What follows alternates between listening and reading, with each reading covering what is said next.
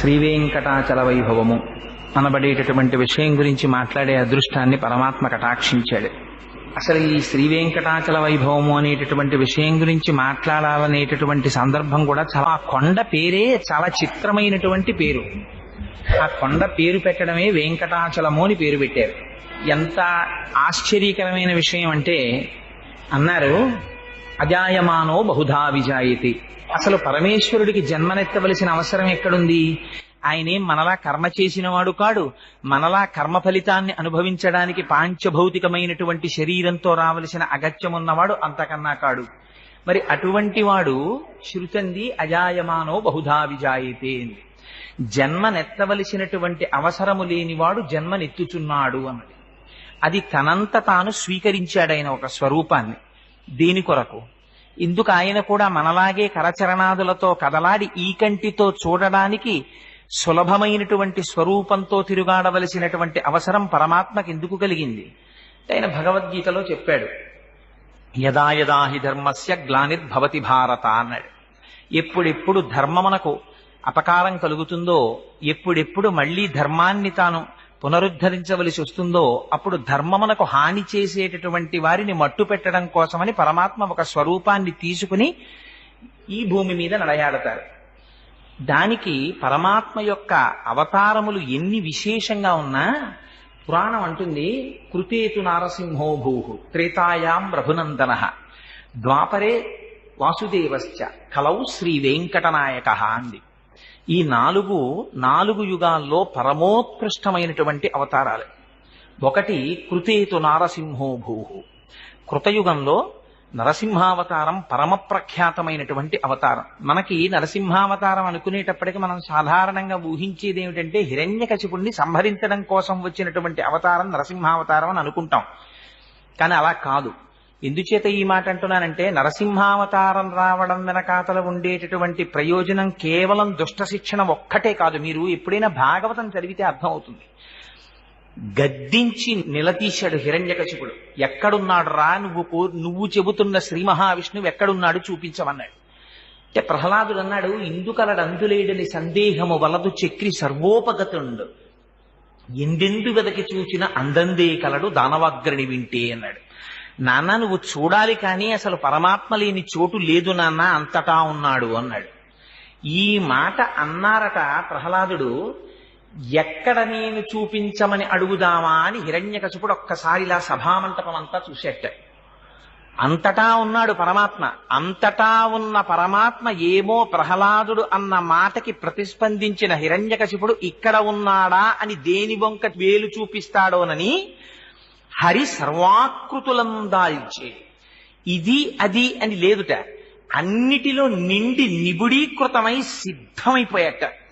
ఏమో ఎక్కడ బయటికి రమ్మంటాడో తను అక్కడి నుంచి బయటికి రావాలని. అలా అంతటా నిండిపోయినటువంటి నరసింహ స్వరూపాన్ని హరి సర్వాకృతులం కలండనచు ప్రహ్లాదుండు భాషింప, ఎందును లేడు లేడనుచు దైత్యుండు తర్జింప, శ్రీనరసింహాకృతి దాల్చిన అచ్యుతుడు నానా జంగమ స్థావరోత్కర గర్భంబుల నన్ని దేశములను దండ ప్రభావంబునన్నారు పోతన గారు. ఇక్కడ అక్కడ అని కాదు, నానా జంగమ స్థావరోత్కర గర్భంబుల అన్ని దేశముల అంతటా నిండిపోయాడు పరమాత్మ. ఏమో ఎక్కడి నుంచి రమ్మంటే అక్కడి నుంచి రావడానికి సిద్ధంగా ఉన్నాడు. ఇది వ్యాపకత్వాన్ని చూపిస్తుంది నరసింహావతారం. ఒక స్తంభాన్ని చూపించాడంతే, పెళపెళార్భటులతో ఆ నరసింహావతారం స్తంభంలోంచి వచ్చి రక్షించింది. అందుకని అంతటా వ్యాపించి తనని నమ్ముకున్న వాళ్ళని సర్వకాలమునందు కాపాడేటటువంటి స్వరూపం ఒకటి ఉన్నది అని నిరూపించినటువంటి అవతారం కృతయుగంలో నరసింహావతారం. కృతేతు నారసింహో భూహు త్రేతాయాం రఘునందన. త్రేతాయుగంలో రామావతారం అలా మళ్ళీ ధర్మాన్ని 4 పాదాలు నడిపించింది. కోన్వస్మిన్ సాంప్రదంలోకే గుణవాన్ కస్య వీర్యవాన్ ధర్మజ్ఞశ్చ కృతజ్ఞశ్చ సత్యవాక్యో దృఢవ్రతః చారిత్రేణ చ కోయుక్తః సర్వభూతేషు కోహితః విద్వాన్ కః కస్సమర్థశ్చ కశ్చైక ప్రియదర్శనః ఆత్మవాన్ కో జితక్రోధో ద్యుతిమాన్ కో ననసూయకః కస్య బిభ్యతి దేవాశ్చ జాత రోషస్య సంయుగే అని అడిగారు వాల్మీకి మహర్షి. ఈ 16 గుణములు పరిపూర్ణముగా ఉండి పరమాత్మ యొక్క స్వరూపాన్ని పొందినటువంటి మానవుడు ఈ భూమి మీద తిరుగాడుతున్నవాడు ఎవరైనా ఉన్నాడా అని అడిగితే ఆనాడు నారదుడు రామచంద్రమూర్తి యొక్క స్వరూపాన్ని చూపించారు. అప్పుడు వచ్చింది రామాయణం. అందుకని రామో విగ్రహవాన్ ధర్మ సాధు సత్యపరాక్రమ రాజా సర్వస్య లోకస్య దేవానాం ఇక వాసవ. ఆయన సాక్షాత్తుగా రాశీభూతమైనటువంటి ధర్మమై ప్రవర్తించినటువంటి వాడు రామచంద్రమూర్తి. అందుకని కృతేతు నారసింహో భూత్రేతాయాం రఘునందన ద్వాపరే వాసుదేవశ్చ. ద్వాపర యుగం వచ్చేటప్పటికీ ఆయనే శ్రీకృష్ణ పరమాత్మగా వచ్చాడు. మిగిలినటువంటి అవతారాలకి కృష్ణావతారానికి ఒక్కటే ఒక గొప్ప తేడా ఉంది. మిగిలిన అవతారాల్లో పరమాత్మ తాను ఏ రూపంలో వస్తున్నానని చెప్పారో ఆ రూపంలో మాత్రమే తల్లి గర్భంలోంచి వచ్చిన తర్వాత కనపడ్డారు. కానీ కృష్ణావతారంలో వేరు. అర్ధరాత్రి వేళ అష్టమి నాటి రాత్రి అమ్మ కడుపులోంచి బయటికి వచ్చినటువంటి స్వరూపం కృష్ణావతారంగా రాలేదైన. చింటి పిల్లవాడిలా కనపడలేదు. జలధరదేహు నాజాను చతుర్బాహు సరసీరుహక్షు విశాలవక్షు జారు గదా శంఖచక్ర పద్మ విలాసు కంఠ కౌస్తుభమణి కాంతిభాను కమనీయ కటిసూత్ర కంకణ కేయూర శ్రీవత్సలాంఛనంచిత విహారు మరుకుండల ప్రభాయుత కుంతలలలాటు వైఢూర్యమణిగణ వరకిరీటు బాలు పూర్ణేందు రుచిజాలు భక్త లోకపాలు సుగుణాలవాలు కృపావిశాలు చూచి తిలకించి పులకించి చోద్యమంది ఉబ్బి చెలరేగి వసుదేవుడు ఉత్సహించే అన్నారు పోతన గారు. శంఖ చక్ర గదా పద్మములను పట్టుకున్నవాడై నల్లటి మబ్బు ఎలా ఉంటుందో అటువంటి స్వరూపంతో మెరుపులు మెరిసిపోతూ ఆ మహానుభావుడు తల్లి గర్భంలోంచి ఆవిర్భవించి దర్శనమిచ్చారు. ఆయన ఆ అవతారం సౌలభ్యానికి మారుపేరు. మహానుభావుడు గొల్లపిల్లలతో కలిసి ఆడుకున్నాడు, పశువుల వెంట పరిగెత్తాడు. హయరింఖాముఖ ధూళి ధూరిత పరిన్యస్తాలకోపేతమై రయజాత శ్రమతోయ బిందుయుతమై రంజిల్లు నెమ్మోముతో జయముం పార్థునకిచ్చు వెట్కనని నా శస్త్రాహుతించాలనొచ్చియు బోరించు మహానుభావు మదిలో చింతింతు నశ్రాంతమున్నట్టాడు భీష్ముడు. ఎక్కడి పరమాత్మ, ఎక్కడి అర్జునుడి రథం సారథ్యం చేయడమా, పగ్గాలు పట్టుకోవడమా? యుద్ధభూమిలో ఆయన సారథ్యం చేస్తుంటే ముందు పరిగెడుతున్నటువంటి గుర్రాల యొక్క డెక్కల నుంచి పైకి రేపబడినటువంటి ధూళి వచ్చి ఆయన కుంతలముల నిండా అంటుకోవడమా? ఆయన ముఖం నిండా ధూళి చేత కప్పబడడమా? స్వామి శ్రమనుంది చెమట పట్టడమా? ఉత్తరీయంతో తుడుచుకోవడానికి సమయం లేకపోవడమా? తండ్రి, నిన్ను నమ్ముకున్న వాళ్ళకి విజయం కట్టపెట్టడానికి ఎంత కష్టపడ్డావయ్యా, నీ పాదముల యందు నా మనస్సు చేర్చవయ్యా అని స్తోత్రం చేశాడు భీష్మాచార్యుల వారు. అదిగో అటువంటి స్వరూపం కృష్ణావతారం. అందుకని కృతేతు నారసింహోభూ త్రేతాయాం రఘునందన ద్వాపరే వాసుదేవశ్చ కలౌ శ్రీవేంకటనాయక. కలియుగం వచ్చేటప్పటికీ ఆయనే వెంకటాచలపతిగా వచ్చారు. ఆ వెంకటాచలపతిగా రావడం చాలా చిత్రాతి చిత్రమైనటువంటి పరిస్థితుల్లో జరిగింది. ఎందుచేత ఈ మాట అంటున్నాను అంటే, స్వామివారు వైకుంఠంలో అమ్మవారితో కలిసి సంతోషంగా గడపడం కోసమని క్రీడాద్రి, ఆనందాద్రి అనబడేటటువంటి ఒక పర్వతాన్ని సృష్టించారు. కేవలం ఆయన సంకల్ప మాత్రం చేత సృష్టింపబడినటువంటి క్రీడాద్రి సర్వేశ్వరుడి విహారభూమి. లక్ష్మీదేవితో కలిసి చెయ్యి పట్టుకుని శ్రీమన్నారాయణుడు విహరించేటటువంటి ఆనంద స్థలం. అక్కడ సెలయేళ్లు, రకరకాలైనటువంటి పక్షులు, కలకూజితములు కూసేటటువంటి కోయిలలు, నెమళ్ళు, పురివిప్పి ఆడుతుంటేటటువంటి ఆ సోయగాలు, వాటన్నింటితో దేదీప్యమానంగా సౌందర్యానికి ఆటపట్టుగా ఉండేది ఆ క్రీడాద్రి. అటువంటి క్రీడాద్రిని కృతయుగంలో స్వామి గరుత్మంతుణ్ణి పిలిచారు. కలియుగంలో రాబోయేటటువంటి రోజులలో పాపాత్ములైనటువంటి వారిని ఉద్ధరించడం కోసమని నేను కలియుగంలో వెంకటాచలపతిగా వెళ్ళబోతున్నాను. అందుకని ఈ యుగంలోనే ఈ పర్వతాన్ని తీసుకెళ్లి భూమి మీదకి చేర్చమని ఆదేశించారు. ఆనాడు గరుత్మంతుడు ఆనందాద్రిని, స్వామి విహరించినటువంటి క్రీడాద్రిని తన పక్షముల మీద వహించి తీసుకుని వచ్చి భూమికి చేర్చాడు. అదిగో అలా చేర్చబడినటువంటి పర్వతం ఉన్నదే, అదే వెంకటాచలమై ఉన్నది. అది కృతయుగంలో ఒకే పరమాత్మ అనేక స్వరూపాల్ని పొందుతూ కలియుగంలో వెంకటాచలపతి అయినట్టే ఆ పర్వతం కూడా కృతయుగం నుంచి ఉంది. కృతే వృషాద్రిం వక్షంతి త్రేతాయాం అంజనాచలం ద్వాపరే శేషశైలంతో కలౌ శ్రీవేంకటాచలం నామాని యుగభేదేన అని ఆ పర్వతానికి ఉన్న గొప్పతనం ఏమిటంటే, అది కృతయుగంలోనూ ఉంది. కృతయుగంలో ఉన్నప్పుడు ఆ పర్వతం పేరు కృతే వృషాద్రిం వక్షంతి, దాన్ని వృషాద్రి అని పిలిచారు. కృతయుగంలో వృషాద్రి అని దాన్ని పిలవడానికి ఒక రహస్యం చెప్తారు. ఆ రోజులలో వృషభాసురుడనేటటువంటి రాక్షసుడు ఉండేవాడు. ఆయన ఆ పర్వతం మీద చేరి అక్కడ ఉండేటటువంటి సెలయేటిలో స్నానం చేసి పరమ పవిత్రంగా నారసింహ సాలగ్రామాన్ని ఉపాసన చేసేవాడు. రాక్షసుడై లోకాలన్నింటినీ పీడించినప్పటికీ ఆయన చేసినటువంటి నారసింహ సాలగ్రామోపాసన చేత విశేషమైనటువంటి బల వీర్య తేజస్సులను పుంజుకున్నాడు. మహర్షులందరూ తపస్సు చేశారు. లోకరక్షకుడు కనుక, స్థితికారుడు కనుక శ్రీ మహావిష్ణువు ప్రత్యక్షమయ్యారు. మీకు ఏం కావాలని అడిగారు. లోకములకన్నింటికీ కంటకముగా మారాడు ఈ వృషభాసురుడు. అందుకని ఆ వృషభాసురుణ్ణి దునుమాడి మమ్మల్ని రక్షించవలసింది అని కోరుకున్నారు. నారసింహ సాలగ్రామోపాసనం చేసేటటువంటి వృషభాసురుడికి ఆ సాలగ్రామంలోంచి శ్రీ మహావిష్ణువు ప్రత్యక్షమయ్యారు. ప్రత్యక్షమైతే ఆయనంత విచిత్రమైన వ్యక్తో చూడండి. ఆయన అన్నాడు, స్వామి నాకేమీ కోరిక లేదయా, శ్రీనివాసానంత గోవింద అని ఆయన్ని పిలిచి నాకొక్కటే ఒక్క కోరిక, నాకు నచ మోక్షం నచ స్వర్గం పరమేష్ట్య పదం హరేహి, నాకు స్వర్గం వద్దు, నాకు మోక్షం వద్దు, నాకు పరమేష్టి పదం వద్దు, నాకేమీ వద్దు. నాకేం కావాలో తెలుసా? శ్రీనివాసానంత గోవింద సురోత్తమ, తండ్రి నాకొక్క వరం ఇయ్యి. ఏమిటా వరం? యుద్ధ భిక్షాంచదేహిమే, నాకు నీతో యుద్ధం చెయ్యాలనుందండి. ఇంత స్వామి ప్రత్యక్షమైతే ఉపాధి రాక్షసోపాధి కదా. ఆయన కోరుకున్న కోరిక శ్రీ మహావిష్ణువుతో యుద్ధం చెయ్యాలని. సరే, దానికేముంది, నీ ముచ్చట తీరుస్తానన్నారు స్వామి. ఇద్దరికి యుద్ధం ప్రారంభమైంది. బ్రహ్మాండమైన యుద్ధం జరిగింది. ఆ యుద్ధంలో శ్రీ మహావిష్ణువు ప్రదర్శించేటటువంటి మెళకువలు చూడాలని ఆయన తాపత్రయం. ఎటువంటి ఉపాధిలో ఎటువంటి సంస్కారంతో ఉన్నవాడికి అటువంటి కోరికలే పుడతాయి. రాక్షసుడు కనుక తెల్లవారి లేస్తే యుద్ధం చెయ్యడం తప్ప ఇంకొకటి తెలియనివాడు కనుక శ్రీమన్నారాయణుడు చేసే యుద్ధం ఎలా ఉంటుందో తన ఒక్కడితో చెయ్యాలని కోరిక ఆయనకి. అందుకని యుద్ధం చేశాడు. చేస్తే ఆయనలో ఉన్నటువంటి బలమంతా క్షీణించిపోయింది. మరణించడానికి సిద్ధపడుతున్నాడు. అప్పుడు స్వామి పాదములు పట్టుకుని ప్రార్థన చేశాడు. వరం యయాచే వృషభ శైలో మధబిదోస్త్వితి, స్వామి నేను మరణించే సమయం ఆసన్నమైంది, నాకొక్క వరం ఇమ్మన్నాడు. ఏం కావాలన్నారు పరమాత్మ?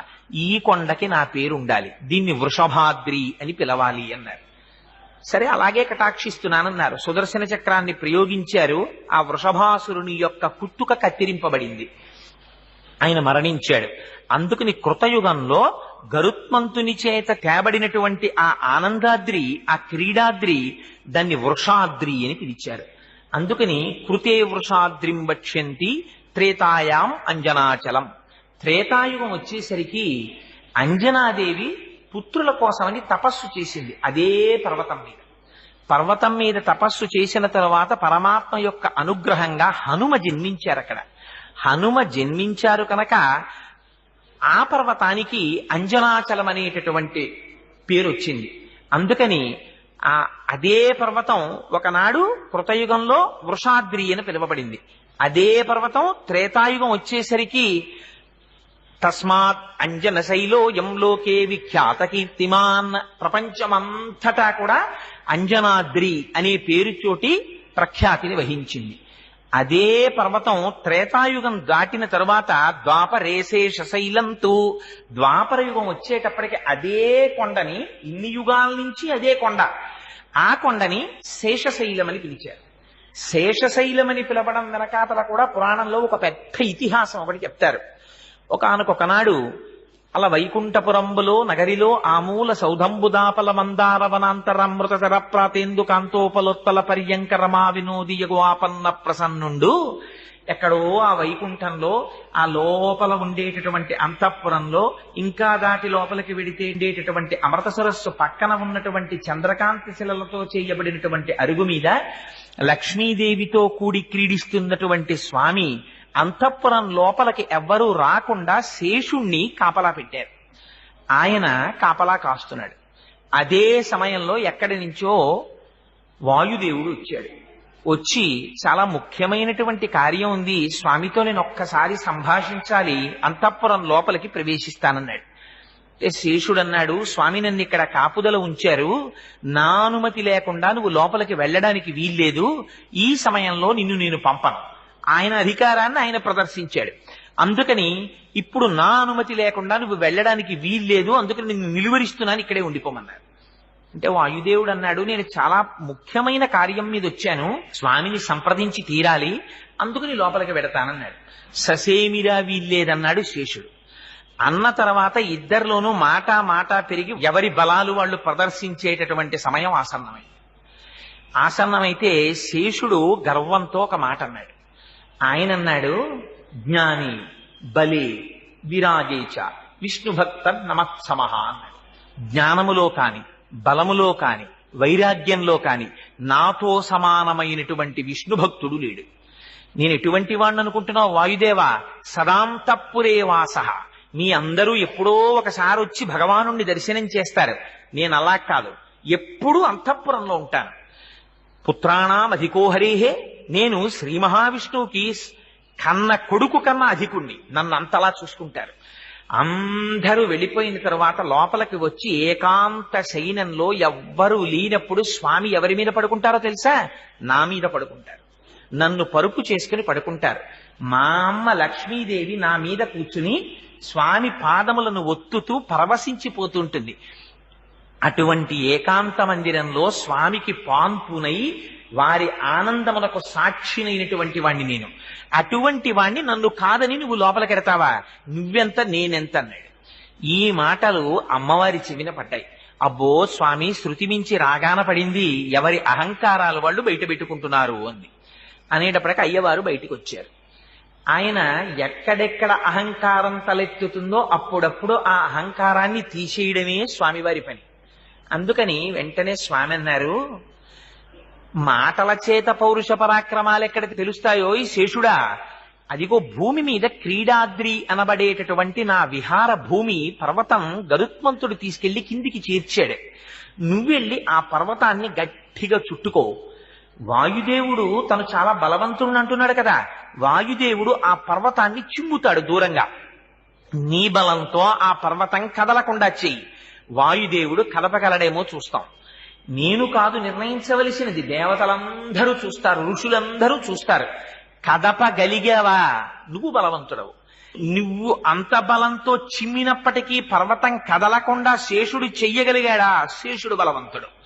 అందుకని మీ ఇద్దరు బల ప్రదర్శన చేసి ఎవరు గొప్పవారో నిర్ణయించుకోండి, మాటలెందుకు అన్నారు పరమాత్మ.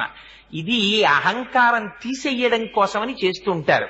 అంటే గబగబా పరిగెత్తాడు శేషుడు, ఆ క్రీడాద్రిని చుట్టుకున్నాడు. చుట్టుకుని పడుకున్నాడు. పడుకునేసరికి వాయువు వచ్చారు, చూశారు. ఓహో, శేషుడు చుట్టుకుని పడుకుని నేను ఈ పర్వతాన్ని కదపలేననుకుంటున్నాడు అనుకున్నారు. కనిష్టాంగుళి సంస్పర్శ పర్వతో భోగి సంయుత. ఆ పాము చుట్టుకుని పడుకున్నటువంటి పర్వతాన్ని తన చిటికిన వేలి గోటితో కొట్టారు. కొడితే సహస్రమర్థ లక్ష్యంచ, అది ఎక్కడికి వెళ్ళిపోయింది? 1500 లక్షల యోజనముల దూరం దక్షిణాయవు, అది దక్షిణ దిక్కుకి ఎగిరిపోయింది ఆ పర్వతం. ఎగిరిపోతే ఆ వేగానికి శేషుడు ప్రాణములే పోయినట్టుగా తల్లడిల్లిపోయాడు. అప్పుడు ఆ పర్వతము యొక్క తండ్రి అయినటువంటి మహామేరు పరిగెత్తుకొచ్చాడు. అయ్యయ్యో, ఆ క్రీడాద్రి, ఆ ఆనందాద్రి నా కుమారుడు. మీ ఇద్దరి పౌరుష ప్రతాపాలు చూపించడం కోసం నువ్వు కొట్టిన దెబ్బకి ఆ పర్వతం అంత దూరం వెళ్ళిపోతోంది, ఆ పర్వతాన్ని మళ్ళీ కాపాడమన్నారు. అంటే ఆ పర్వతాన్ని మళ్ళీ తీసుకొచ్చి వాయుదేవుడు, ఆయన ఏమో ననిలుడు, ఆయన తన వేగంతో తోశాడా, మళ్ళీ వస్తుంది, మళ్ళీ తీసుకొచ్చి యథాస్థానమనందు ఉంచాడు. ఆ ఉంచడంలోనే వెంకటాచలానికి ఉన్నటువంటి గొప్పతనం ఏమిటో తెలుసా అండి? ఆనాడు శేషాద్రిగా పాము చుట్టుకొని పడుకున్నప్పుడు ఏ స్థితిలో ఉండిపోయిందో అదే స్థితిలో ఇప్పటికీ పావు పడుకున్నట్టే ఉంటుంది ఆ పర్వతం. అందుకే శేషాచలానికి ఉన్నటువంటి ప్రఖ్యాతి, ఆ శేషుడు పడుకుంటే తోక మీద ఉండేటటువంటి దేవాలయం శ్రీశైలం ఉంటుంది. ఇంకొంచెం ముందుకొస్తే వీపు మీద ఉండేటటువంటి దేవాలయం అహోబల క్షేత్రం ఉంటుంది. అహోబిలం అంటుంటారు, అహోబిలం కాదు, అహోబలం దాని పేరు. అహోబలం అన్నారు నరసింహస్వామి వచ్చినప్పుడు. అందుకని అహోబల క్షేత్రం ఉంది. ఇంకొంచెం ముందుకొస్తే పాము యొక్క నోటిలో శ్రీకాళహస్తి క్షేత్రం ఉంటుంది. పాము యొక్క పడగ మీద ఆనంద నిలయం ఉంటుంది. ఆ ఆనంద నిలయంలో ఆనంద నిలయాధీశుడై పరమాత్మ ఉంటారు. పరమాత్మ యొక్క స్వరూపం ఏమిటి? పరమాత్మ యొక్క స్వరూపము రాశీభూతమైనటువంటి ఆనందము. ఆనందము తప్ప ఆయనకి ఎన్నడూ దుఃఖం ఉండదు.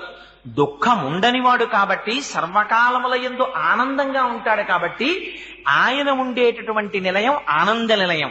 అందుకే మనకొక గొప్ప ప్రమాణం ఉంది. ఆలయం యొక్క గొప్పతనాన్ని చెప్పేటప్పుడు ఆలయానికి ఉండేటటువంటి విమానపు పేరుని బట్టి చెప్తారు. మీరు అందుకే చూడండి, ఆలయం ఎంత గొప్పదో ఆలయ శిఖరము ఆలయ విమానము అంత గొప్పవి.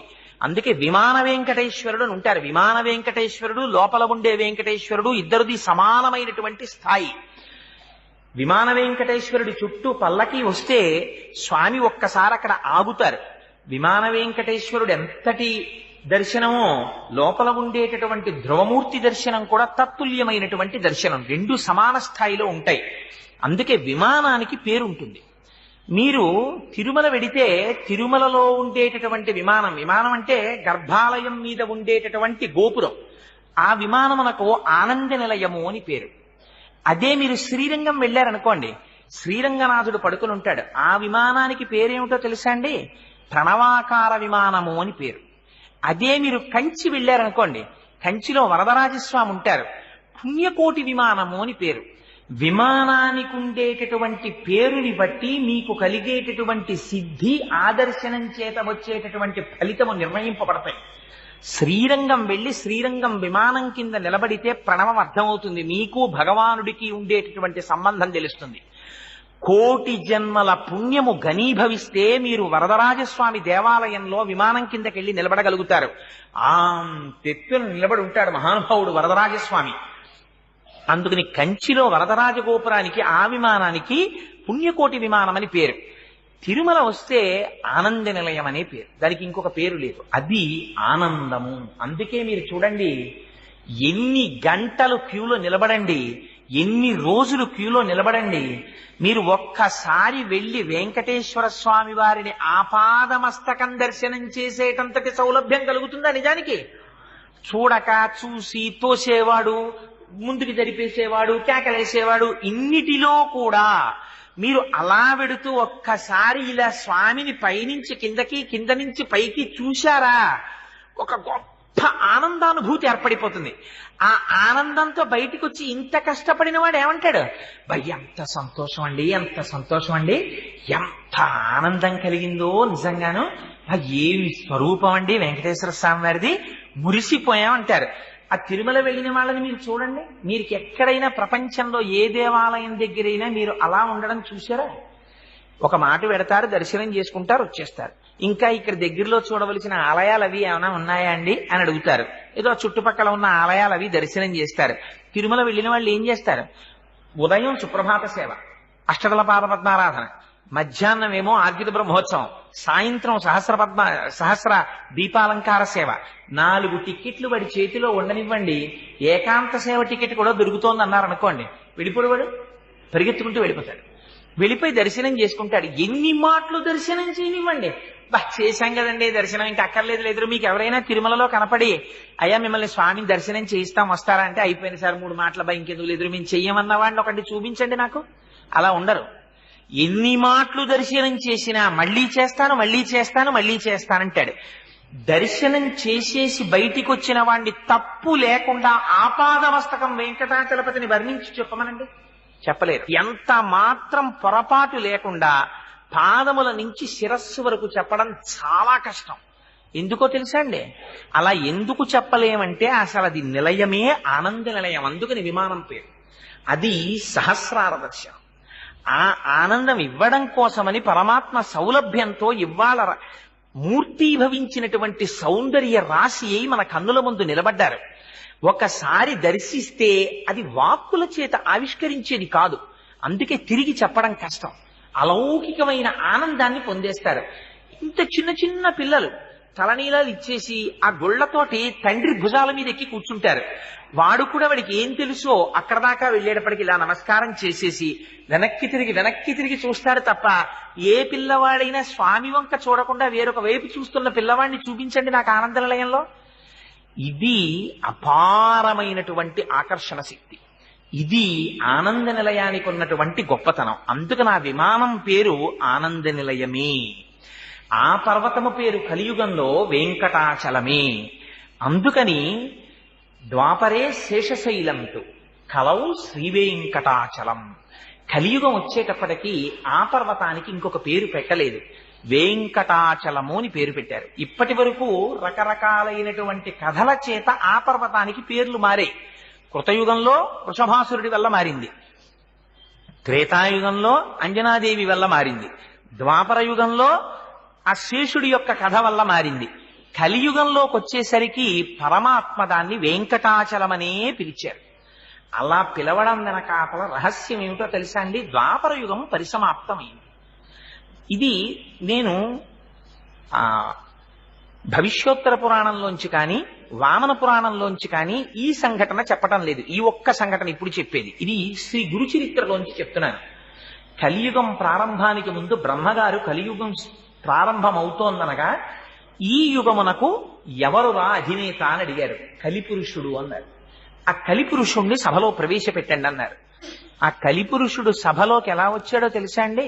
వాడు దిగంబరుడై ఎడమ చేతితో తన అవయవాన్ని పట్టుకున్నాడు, కుడి చేతితో నాలుకని చేత్తో లాగి పట్టుకుని సభలోకి వచ్చాడు. వస్తే బ్రహ్మగారు ఆశ్చర్యపోయారు. ఏమిరానికి సభా మర్యాద తెలియదా? ఇంత దారుణంగా లోపలికి వచ్చామేమిరా అని అడిగారు. అడిగితే ఆయన అన్నాడు, మహానుభావ, కలియుగంలో ఉండేటటువంటి వారందరినీ నేను ఈ రెండింటి చేతనే పతనం చేసేస్తాను. సమయాసమయములను చూడకుండా, వావివరసలు చూడకుండా, సర్వకాలములయందు మనస్సులో కామప్రచోదనమే. రెండు, ఎంత తిన్నా రసాంకురము చేత తాదాత్మ్యతే. ఎప్పుడూ నాలుక మీద దృష్టి, ఎప్పుడూ కామమునందు దృష్టి. ఈ రెండిటి చేత మనుష్యుల్ని భ్రష్టుల్ని చేస్తాను. అందుకని కలియుగంలో నేను ఇలా వెడుతున్నాను, ఇలా మీ సభలో ప్రవేశించానన్నారు. సరే, ఇది నీ ధర్మం కనుక నువ్వు అలాగే బయలుదేరు అన్నారు. అందుకని కలిపురుషుడి యొక్క శక్తి అటువంటిది. మనం అడిగామండి వెళ్ళి, స్వామి ఇలా వస్తున్నాడయ్యా కలిపురుషుడు, మమ్మల్ని మేము రక్షించుకోగలమా? 5 ఇంద్రియములు ఉన్నాయి మాకు, ఒక్కొక్క ఇంద్రియం ఉంటేనే ఒక్కొక్క జాతి నశించిపోతోంది. ఇంకా 5 ఇంద్రియాలున్న వాళ్ళం పతనమైపోతాం తండ్రి, మమ్మల్ని ఎవరు రక్షిస్తారని మనం ఏమైనా అడిగామా పరమాత్మని? మనం అడగకపోయినా విచిత్రం ఏమిటో తెలుసా అండి? దీని గురించి మొట్టమొదట బాధపడిన వారు చతుర్ముఖ బ్రహ్మగారు బాధపడ్డారు. ఒకనాడు నారదుణ్ణి పిలిచి, అసలు కలియుగం ప్రారంభమైందిరా, ద్వాపర యుగం అయిపోయింది, ఒక్కసారి కలియుగానికి వెళ్ళి కలియుగంలో ఉండేటటువంటి ప్రజలు ప్రధానంగా ఎలా ఉన్నారు, దేని చేత బాధపడుతున్నారో చూసిరా అన్నారు. అంటే ఆయన వచ్చి వెంటనే తండ్రి గారితో చెప్పిన మాట ఏమిటో తెలుసా అండి? మొదటి మాట చెప్పాడాయన, కమలాక్షు నర్చింపక అనక కామముతోడి కామాక్షితోడి పొద్దుగడుపువాడు. నాన్నా, కలియుగంలో మనుష్యులు ఎలా ఉన్నారో తెలుసా? అసలు సర్వేశ్వరుడు ఒకడున్నాడు, వాడు నియమించి శాసించేవాడు. వాడి దగ్గర కూర్చుని కాసేపు వాడికి నమస్కారం చేద్దామనేటటువంటి భావన ఉన్నవాళ్లే తగ్గిపోయారు. ఎంతసేపు సమయం గడిపినా ఉన్న ఒకే ఒక్క సంతోషం మనిషికి ఏమిటో తెలుసా? ఎంతసేపు స్త్రీ. భార్యని ముద్దులాడుకుంటూ, భార్యని పొగుడుకుంటూ, భార్యతో జీవితం గడపడం, కామాతురతతో సమయాన్ని నశింప చేసుకోవడం. మొట్టమొదట ఇలా భ్రష్టులైపోతున్నారు. రెండవది, రాజీవలోచను పూజింపనొల్లక రాజప్రభువను శుభ్రమయువారు. తనని ఉద్యోగంలో నియమించిన వాడొకడు ఉంటాడు. వాడు తనకి ఒక 4 రూపాయలు ఇస్తున్నాడు కనుక వాడి యందు యోగ్యతాయోగ్యతలు ఉన్నా లేకపోయినా పొగట్ట వాడిని భ్రష్టు పట్టిస్తుందని తనకి తెలిసినా, పొగడబడడానికి కావలసినటువంటి యోగ్యత ఆయన యందు లేదని తెలిసినా, భగవంతుని దగ్గర కూర్చుని ఒక్క స్తోత్రం చెప్పడం చేత కాకపోయినా నేర్చుకుని వెళ్ళి 4 రూపాయలు ఇస్తున్నారని ప్రభువుల్ని పొగుడుతున్నారు. నాన్న, ఇవాళ కలియుగంలో వచ్చిన రెండో భ్రష్టత్వం అది. మూడవ భ్రష్టత్వం ఏమిటో తెలుసా నాన్న? శ్రీనాథు సేవింపనొల్లక శ్రీమంతులయ్యుండ తలుచువారు. ఎవ్వరికి అసలు లక్ష్మీనాథుడైనటువంటి శ్రీనాథుణ్ణి కొలిచి ఆయన అనుగ్రహంతో ఐశ్వర్యాన్ని పొందుదామన్న కోరిక ఎవ్వడికీ లేదు. ప్రతివాడికి ఉండే కోరిక ఏమిటంటే ఎలా డబ్బు సంపాదిద్దాం, ఎలా డబ్బు సంపాదిద్దాం, ఎలా డబ్బు సంపాదిద్దాం. నేను ఎందులో పుట్టాను, నా సంప్రదాయం ఏమిటి, నా సంస్కారం ఏమిటి, నాకు ఉండవలసినటువంటి ధర్మాలు ఏమిటి, నేను నా నిత్య జీవితాన్ని ఎలా గడుపుతున్నాను, నాకున్న నిత్య నైమిత్తిక కర్మలేమిటి, నేను ఇందులో ఎన్ని చేస్తున్నాను, నా జీవితం ఎలా గడుస్తోంది, నేను ఎక్కడి నుంచి వచ్చాను, నేను ఎక్కడికి వెళ్ళిపోతాను, నాకు రక్షకుడెవరు, నేను ఎవరి నామం చెప్పాలి, అసలు ఈ ఆలోచనే లేదు. ఉన్నదల్లా ఆలోచన ఏమిటో తెలిసానన్నా, ఎంత సంపాదిద్దాం, ఎంత సంపాదిద్దాం, ఎంత సంపాదిద్దాం, అంతే. ఇది కలి యొక్క విశేషమైనటువంటి ప్రభావం.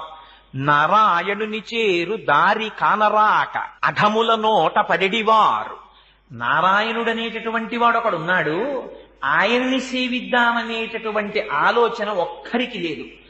ఎవరిని చూసినా పాపం అయితే ఇంది కానీ ఎల్లాగో అలా ఇది చేసేసి మనం ఆనందంగా ఉంటే చాలు, మనం సుఖంగా ఉంటే చాలు. సాక్షకుడున్నాడు, అందుకని నారాయణుడు అన్న పేరు వాడారు.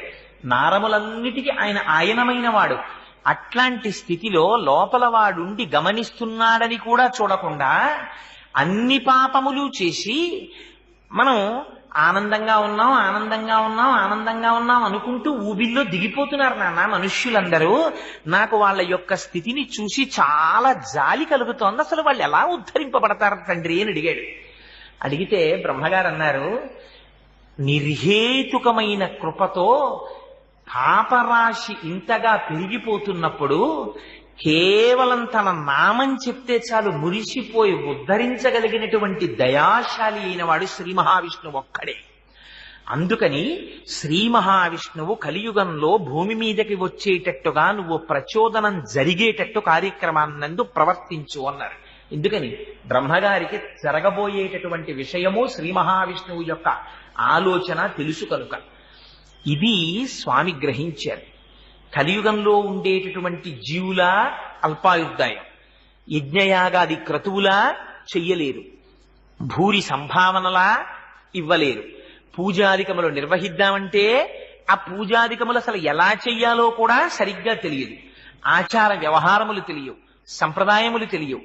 ఇటువంటప్పుడు వీళ్ళెలా ఉద్ధరింపబడతారు? అందుకని ఇది వెంకటేశ్వరుడి యొక్క వైభవం, వెంకటాచలమునకున్న వైభవం, శ్రీ మహావిష్ణువు యొక్క దయ ఇక్కడుంది. ఆయన ఒక మిష పెట్టాడు, భృగువులో ప్రవేశించాడు. అది మీకు పద్మావతి శ్రీనివాసుల పరిణయం చెప్పినప్పుడు ఆ భృగువు యొక్క వృదంతం చెప్తాను. భృగువుని అడ్డుపెట్టి శ్రీ మహావిష్ణువు నడిచొచ్చి వెంకటాచలం మీద కూర్చున్నారు. ఆ కూర్చోవడం చేత దాన్ని వెంకటాచలం చేశారు. వెంకటాచలము అని దాన్ని పిలవడం వెనకాతల ఉన్న రహస్యం ఏమిటో తెలుసా అండి? కలవు నామస్మరణ. మీరు యజ్ఞం చెయ్యలేరు, యాగం చెయ్యలేరు, మీరు పెద్ద పెద్ద క్రతువులు చెయ్యలేరు, సరిగ్గా కూర్చుని పూజే చెయ్యలేరు. మీరంటే మీరని కాదు, నా వంటి వాడి గురించి మహానుభావుడు చంద్రశేఖర పరమాచార్యులు వారు అంటుండేవారు, కలియుగంలో 18 సెకండ్లు పరమాత్మ పాదముల యందు ఎవరైనా మనస్సుని నిలబెట్టగలిగితే వాడు ముక్షువే అనేవాడు. 18 సెకండ్లు నిలబెట్టలేం మనస్సుని మనం. మనస్సు చంచలమై కదిలిపోతుంటుంది. సదా మోహాటవ్యాం చరతి యువతీనాం కుచగిరో నటత్యాశాఖా స్వటతి జడితి స్వైరమభిత కపాలిన్ విక్షోమే హృదయకపి మధ్యంత చపలం దృఢా భక్త్యా బధ్యావా శివభవదధీనం కురు విభో అంటారు శంకర భగవత్పాదులు. స్వామి అస్సలు నిలకడలేదు, కొమ్మ మించి కొమ్మ, కొమ్మ మించి కొమ్మ, కొమ్మ మించి కొమ్మ దూకేస్తోంది. ఇది కోతెనబడేటటువంటి మనస్సు. తమకంబొప్ప పరంగనాజరుల పరద్రవ్యంబుల నృత్యులింగ మహోద్యోగము చేయునెం మనము దానింపట్టి వైరాగ్య పాశంబులన్ కట్టి బిగించి మీ చరణస్తంభంబులన్ కట్టివైచి ముదంబెన్నడు కల్గజేయగదవో శ్రీకాళహస్తీశ్వర అంటారు. స్వామి ఎప్పుడు చూసినా ఎక్కడ దొంగతనం చేద్దాం, ఏ స్త్రీని చూద్దాం, ఎవరింట్లోకి ఎడదాం, ఈ తాపత్రయమే తప్ప నీ పాదముల యందు చేరట్లేదయ్యా, భక్తినే పాశాలేసి కట్టేవయ్యా అంటారు. రోషీరోజు కామినీ జనుల తారుణ్యోరు సౌఖ్యంబులన్ బాషీబాయుతు పుత్రమిత్రధన సంపద్భ్రాంతి వాంఛాలతల్ కోశీ కోయదు నామనంబకట నీకున్ ప్రీతిగా సక్రియల్ చేసి చేయదు దీని త్రుళ్ళడచవే శ్రీకాళహస్తీశ్వర అంటారు. చేసినట్టుంటుంది, జారిపోతుంది. స్తోత్రం చేసినట్టుంటుంది, జారిపోతుంది. భక్తితో నడిచినట్టుంటుంది, జారిపోతుంది. తప్ప సర్వేశ్వరుడి పాద పంజరములోకై ప్రవేశించదు. తండ్రి నీ పాద పంజరములో ప్రవేశపెట్టి నన్ను రక్షించంటారు. అదిగో ఇది మహానుభావుడు మన యందు కృప కలిగిన వాడు కనుక ఆయనే నడిచొచ్చారు. నడిచొచ్చి ఒక్క 10 హుండీలు పెడితే బాగుండదా? 10 హుండీలు పెట్టకూడదా? పెట్టరు. అక్కడే హుండీ యంత్రం ఉంది కింద, అది లాగుతుంటుంది. ఎందుకంత డబ్బు వేయించుకోవడం వెంకటాచలపతి? ఎందుకు వెంకటేశ్వర స్వామి తలనీలాలు పుచ్చుకోవడం ఎందుకు? మంది సృష్టించిన వాడికి మన వెంట్రుకలు తక్కువయ్యాయా? పట్టుకెళ్ళి ఈ తలనీలాలు పుచ్చుకోవడం ఎందుకు? ఆయన తలనీలాలు పుచ్చుకోవడం వెనకాతల ధనాకర్షణ యంత్రము శ్రీచక్రము ఉన్నటువంటి దాని మీద ఆ హుండీ పెట్టడం వెనకాతల రహస్యం ఉంది. అహంకారమును తీసి పుణ్యమును ఇస్తారు ఆయన, పాపమును తీస్తారు. ఆ పాపము వెంట్రుకలను ఆశ్రయించి ఉంటుంది, అందుకని వెంట్రుకలను తీస్తారు. మనకి చొక్కాకి గుండీలన్నా పెట్టుకోడు, చొక్కాకి చిరుగుందేమోనన్నా చూసుకోడు, కానీ వీధిలోకి వస్తుంటే తలకాయ మాత్రం చాలా జాగ్రత్తగా దువ్వుకుంటాడు. అన్నింటికన్నా మనిషి జీవితంలో బెంగ పెట్టుకునేది ఏమిటంటే, అయ్యో నాకు 60 ఏళ్ళు వచ్చేసాయి, నాకు 70 ఏళ్ళు వచ్చేసాయి, ఇప్పటికి నాకు సంధ్యావందనం చెయ్యడం రాదని బెంగ పెట్టుకునేవాడు ఉండడు. ఇప్పటి వరకు నేను శ్రీశైలం వెళ్ళలేదు, తిరుమల వెళ్ళలేదు, స్వామికి ఒక్క సేవ చెయ్యలేదని బెంగ పెట్టుకునేవాడు ఉండడు. దిక్కుమాల జుత్తు తెల్లబడిపోతోందని బెంగ పెట్టేసుకుంటాం. అందుకని ఆ జుత్తు తీసుకుంటాడు ఆయన. జుత్తు ఏమిటో తెలుసా అండి? అహంకార మమకారములను చూపిస్తుంది. అందుకని ఈ శిరస్సు పట్టుకెళ్ళి ఇలా ఉంచేస్తాం. ఉంచేస్తే అహంకారాన్ని పాపరాశిని తీసేస్తారు. వెంట్రుకలని ఆశ్రయించి ఉంటాయి కాబట్టి పాపాలు. తలనీలాలు తీసుకుంటాడు ఆయన. తీసుకుని మనకేమిస్తాడు? పనికి మాలిన వెంట్రుకలు ఆయన బుచ్చుకొని ఆ రూపంతో పాపరాశిని తీసేస్తాడు. అందుకని తలనీలాలు పుచ్చుకుంటాడు. మరి డబ్బులు ఇచ్చుకోవడం ఎందుకు? అందుకే మీరు చూడండి, వెంకటాచల క్షేత్రంలో 5 రూపాయలు వేద్దామని వెళ్ళిన వాడు 10 రూపాయలు వేసేసి వచ్చేస్తాడు. నిజంగా ఎక్కడి నుంచి వస్తుందో తెలియదు. అక్కడికి వెళ్ళిన తర్వాత మీరు ఎప్పుడైనా వెంకటాచల క్షేత్రంలో అర్చనానంతర దర్శనము టిక్కెట్లు అమ్మకుండా మిగిలిపోయినవి అని కౌంటర్ పెట్టి ఏమీ పని లేకుండా అక్కడ కూర్చున్నామండి మీరు చూసారా? 1,00,000 రూపాయలు ఉదయాస్తమాన సేవ అన్నారనుకోండి, రేపటికి అయిపోతాయి టికెట్లు. 5 లక్షలు సేవ అయిపోతాయి టికెట్లు. 10,000 అయిపోతాయి, 5,000 అయిపోతాయి. ఒకసారి కొండ మీదకి వెళ్ళారా లాగేస్తాడు ఆయన. ఎందుకైనా ఆయనకి డబ్బు లేక కాదు, శ్రీ ఆయన సొత్తు, ఆయన లక్ష్మీనాథుడు, ఆయన శ్రీనివాసుడు. ఆయనకి చేత కాక కాదు, మనకిచ్చేవాడు ఆయన, మనని రక్షించేవాడు ఆయన. మన దగ్గర పుచ్చుకోవడం దేని కొరకు?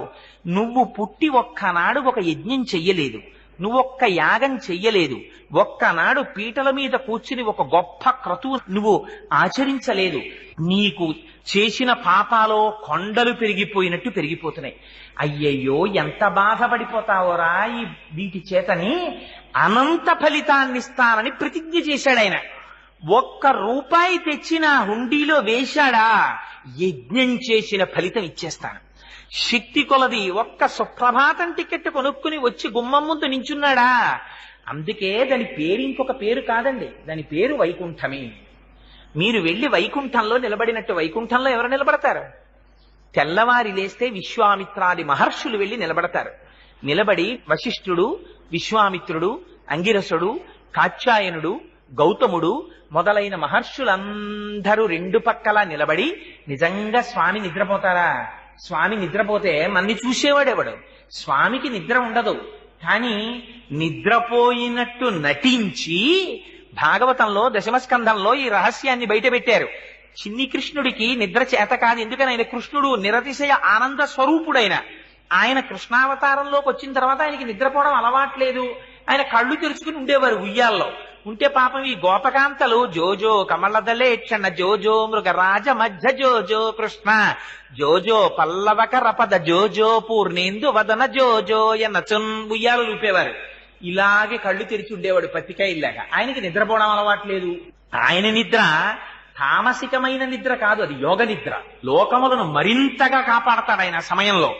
అందుకని అలా పత్తికాయల్లా కళ్ళు తెరుచుకున్న కృష్ణుణ్ణి చూసి పిల్లవాడు నిద్రపోవట్లేదనుకుని ఆ గోపకాంతలందరూ పక్కకి తిరగేసేసి పాపం ఆ వీపు మీద జోకొట్టేస్తుండేవారట. అంతకు ముందు అన్నాడు, ఆ వీపు మీద అంత దెబ్బ తిన్నవాడు కాడాయన. వీళ్ళు జోకొడుతుండేవారు. చూశాట, ఓహో లోకములు నిదురపోవక తా నిదురింపని శుభగుడు ముదితల్ జోకొట్టిపాడ నిదురన్ గైకొనులీల కను తెరవకయుండెన్ అంటారు పోతన గారు. వాళ్ళందరూ వచ్చి జోకొట్టేస్తుంటే, ఓహో వీళ్ళకి ఈ లోకంలో నిద్రపోవడం అలవాటు ఉంది, వాళ్ళు కన్ను మూసుకు పడుకుంటారు. నాకు కన్ను మూసుకోవడం అలవాట్లేదు, నేను కన్ను ముయ్యట్లేదని వీళ్ళు ఇలా కొట్టేస్తున్నారు వీపు మీద, అందుకని నేను నిద్రపోయినట్టు కాసేపు రెప్పలు మూసేస్తాను, మూసేస్తే వీళ్ళు నేను పడుకున్నాను అనుకున్న వదిలేస్తారని చెప్పి నిద్ర అలవాటు లేనివాడు నిద్రపోయినట్టు నటించాడు కృష్ణావతారంలో. అందుకని స్వామి నిజంగా నిద్రపోతాడా? నిద్రపోడు. కానీ ఆ వైభవాన్ని మీకివ్వడం కోసం. అందుకని మీరు వెళ్లి తెల్లవారుజామున 3 గంటలకు అంతకు ముందు ఎన్నడూ ఎవ్వడు ఎంతమంది ఉంటారు చెప్పండి? నిజంగా గుండెల మీద చెయ్యేసుకుని మనం ఆలోచిద్దాం. సంవత్సరంలో తెల్లవారుజామున 2:30 గంటలకి లేచి గబగబా తలస్నానం చేసి, అందులో తనొక్కడు కాడు, తను తన భార్య చిన్న పిల్లలు కూడా స్నానం చేసేసి పిల్ల పాప గబగబా పట్టుపంచ కట్టుకుని ఆవిడ పట్టు చీర కట్టేసుకుని ఆ చీకట్లో పూజామందిరంలోకో గుడి దగ్గరకో వెళ్ళి స్వామి స్వామి స్వామి అని నమస్కారం చేస్తూ మనం నిలబడతామా? ఒక్క రోజు నిలబడం. కానీ మనకి ఫలితం ఇవ్వడం కోసమని ఆయన అనుగ్రహం కలిగిన నాడు సుప్రభాతం టికెట్ మన చేతిలో పడేస్తాడు. ఆనాడు దాని మీద రిపోర్టింగ్ టైం ఎట్ వైకుంఠం 2:00 అని రాస్తాడు. 2 గంటలకి మీరు నిద్ర లేవలసింది.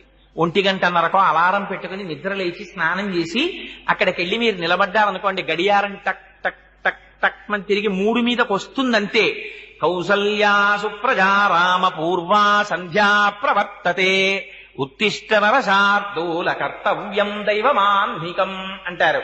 ఆనాడు విశ్వామిత్రుడు నిద్రపోతున్నటువంటి రామలక్ష్మణుల్ని నిద్రలేపాడు. ఆ భాగ్యం ఇవాళ ఏమైంది? ఇంతమంది మహర్షులతో కలిసి మీ అందరూ వెళ్లి ఆ వెంకటాచలంలో ఇలా నిలబడితే అది వైకుంఠం. అందుకే దానికి ఇంకొక పేరు లేదు. అది క్రీడాద్రి, అది ఆనందాద్రి. మీరు అక్కడికి వెళ్ళి ఇలా నిలబడ్డారనుకోండి, మీకు చేత కాదు పోని చదవడం, అది కూడా విడిచిపెట్టేశాడు పరమాత్మ. ఎంత దయాళువో చూడండి. వీడికి నాకు సుప్రభాతం పలకడం కూడా చేత కాదు. సుప్రభాతం పలకడానికి వెళ్ళేటటువంటి వాడు సుప్రభాతానికి ముందు ఉండేటటువంటి వాతావరణాన్ని తన మనస్సులో బాగా అనుభవించి వెళ్ళాలి. ఎందుకని ఒక్కసారి ఆ కొండల మించి పైకెక్కితూ వెళ్లేటప్పుడు ఉన్మీల్య నేత్ర యుగముత్తమ పంచరస్తాహ పాత్ర వశిష్టక దలీప లపాయసాని భుక్త్వా సలీలమదకేళి శుకాపటంతి శ్రీవేంకటాచలపతే తవ సుప్రభాతం అంటారు.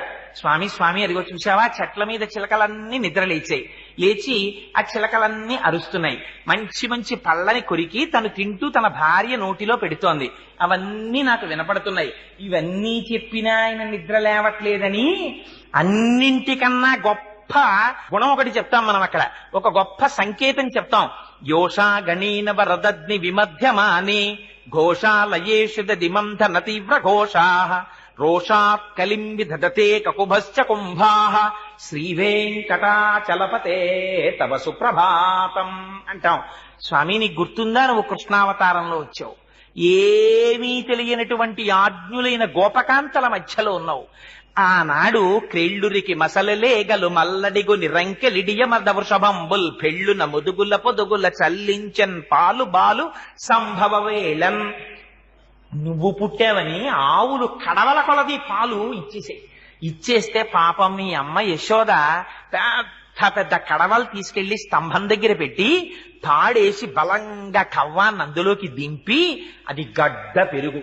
అమ్మ చేతికి ఇక్కడి నుంచి ఇక్కడి వరకు గాజులు వేసుకుని తల నిండా పువ్వులెట్టుకుని ఆ కొంగు తీసి గట్టిగా దోపుకుని కొంచెం ఆ చీర తీసి పైకి పెట్టుకుని ఆ కవ్వం తాడు పట్టుకుని కవ్వాన్ని తిప్పుతుంటే గట్టి పెరిగేమో తిరగకుండా కవ్వాన్ని పట్టుకుంటుంటే తిరగాలని బలంగా కవ్వం తిరుగుతుంటే ఆ తిప్పడంలో అలసట పొందినటువంటి మీ అమ్మ అయినటువంటి యశోదాదేవి చేతుల గాజులు గల్లుమని మోగుతుంటే మీ అమ్మ అటు ఇటు కదులుతున్నప్పుడు ఆవిడ కొప్పు మించి వచ్చేటటువంటి పూల మీద సౌరభం బయటికి వస్తుంటే మీ అమ్మ నిన్ను తలుచుకుని పొంగిపోతూ నీ మీద పాటలు పాడుతుంటే ఆనాడు ఆ కవ్వం తిరగకుండా పెరుగు గట్టిగా పట్టుకుంటుంటే కొండకి కవ్వానికి దెబ్బలాటొచ్చిందా అన్నట్టు చర్ర చెస్ అని చప్పుడు వచ్చింది.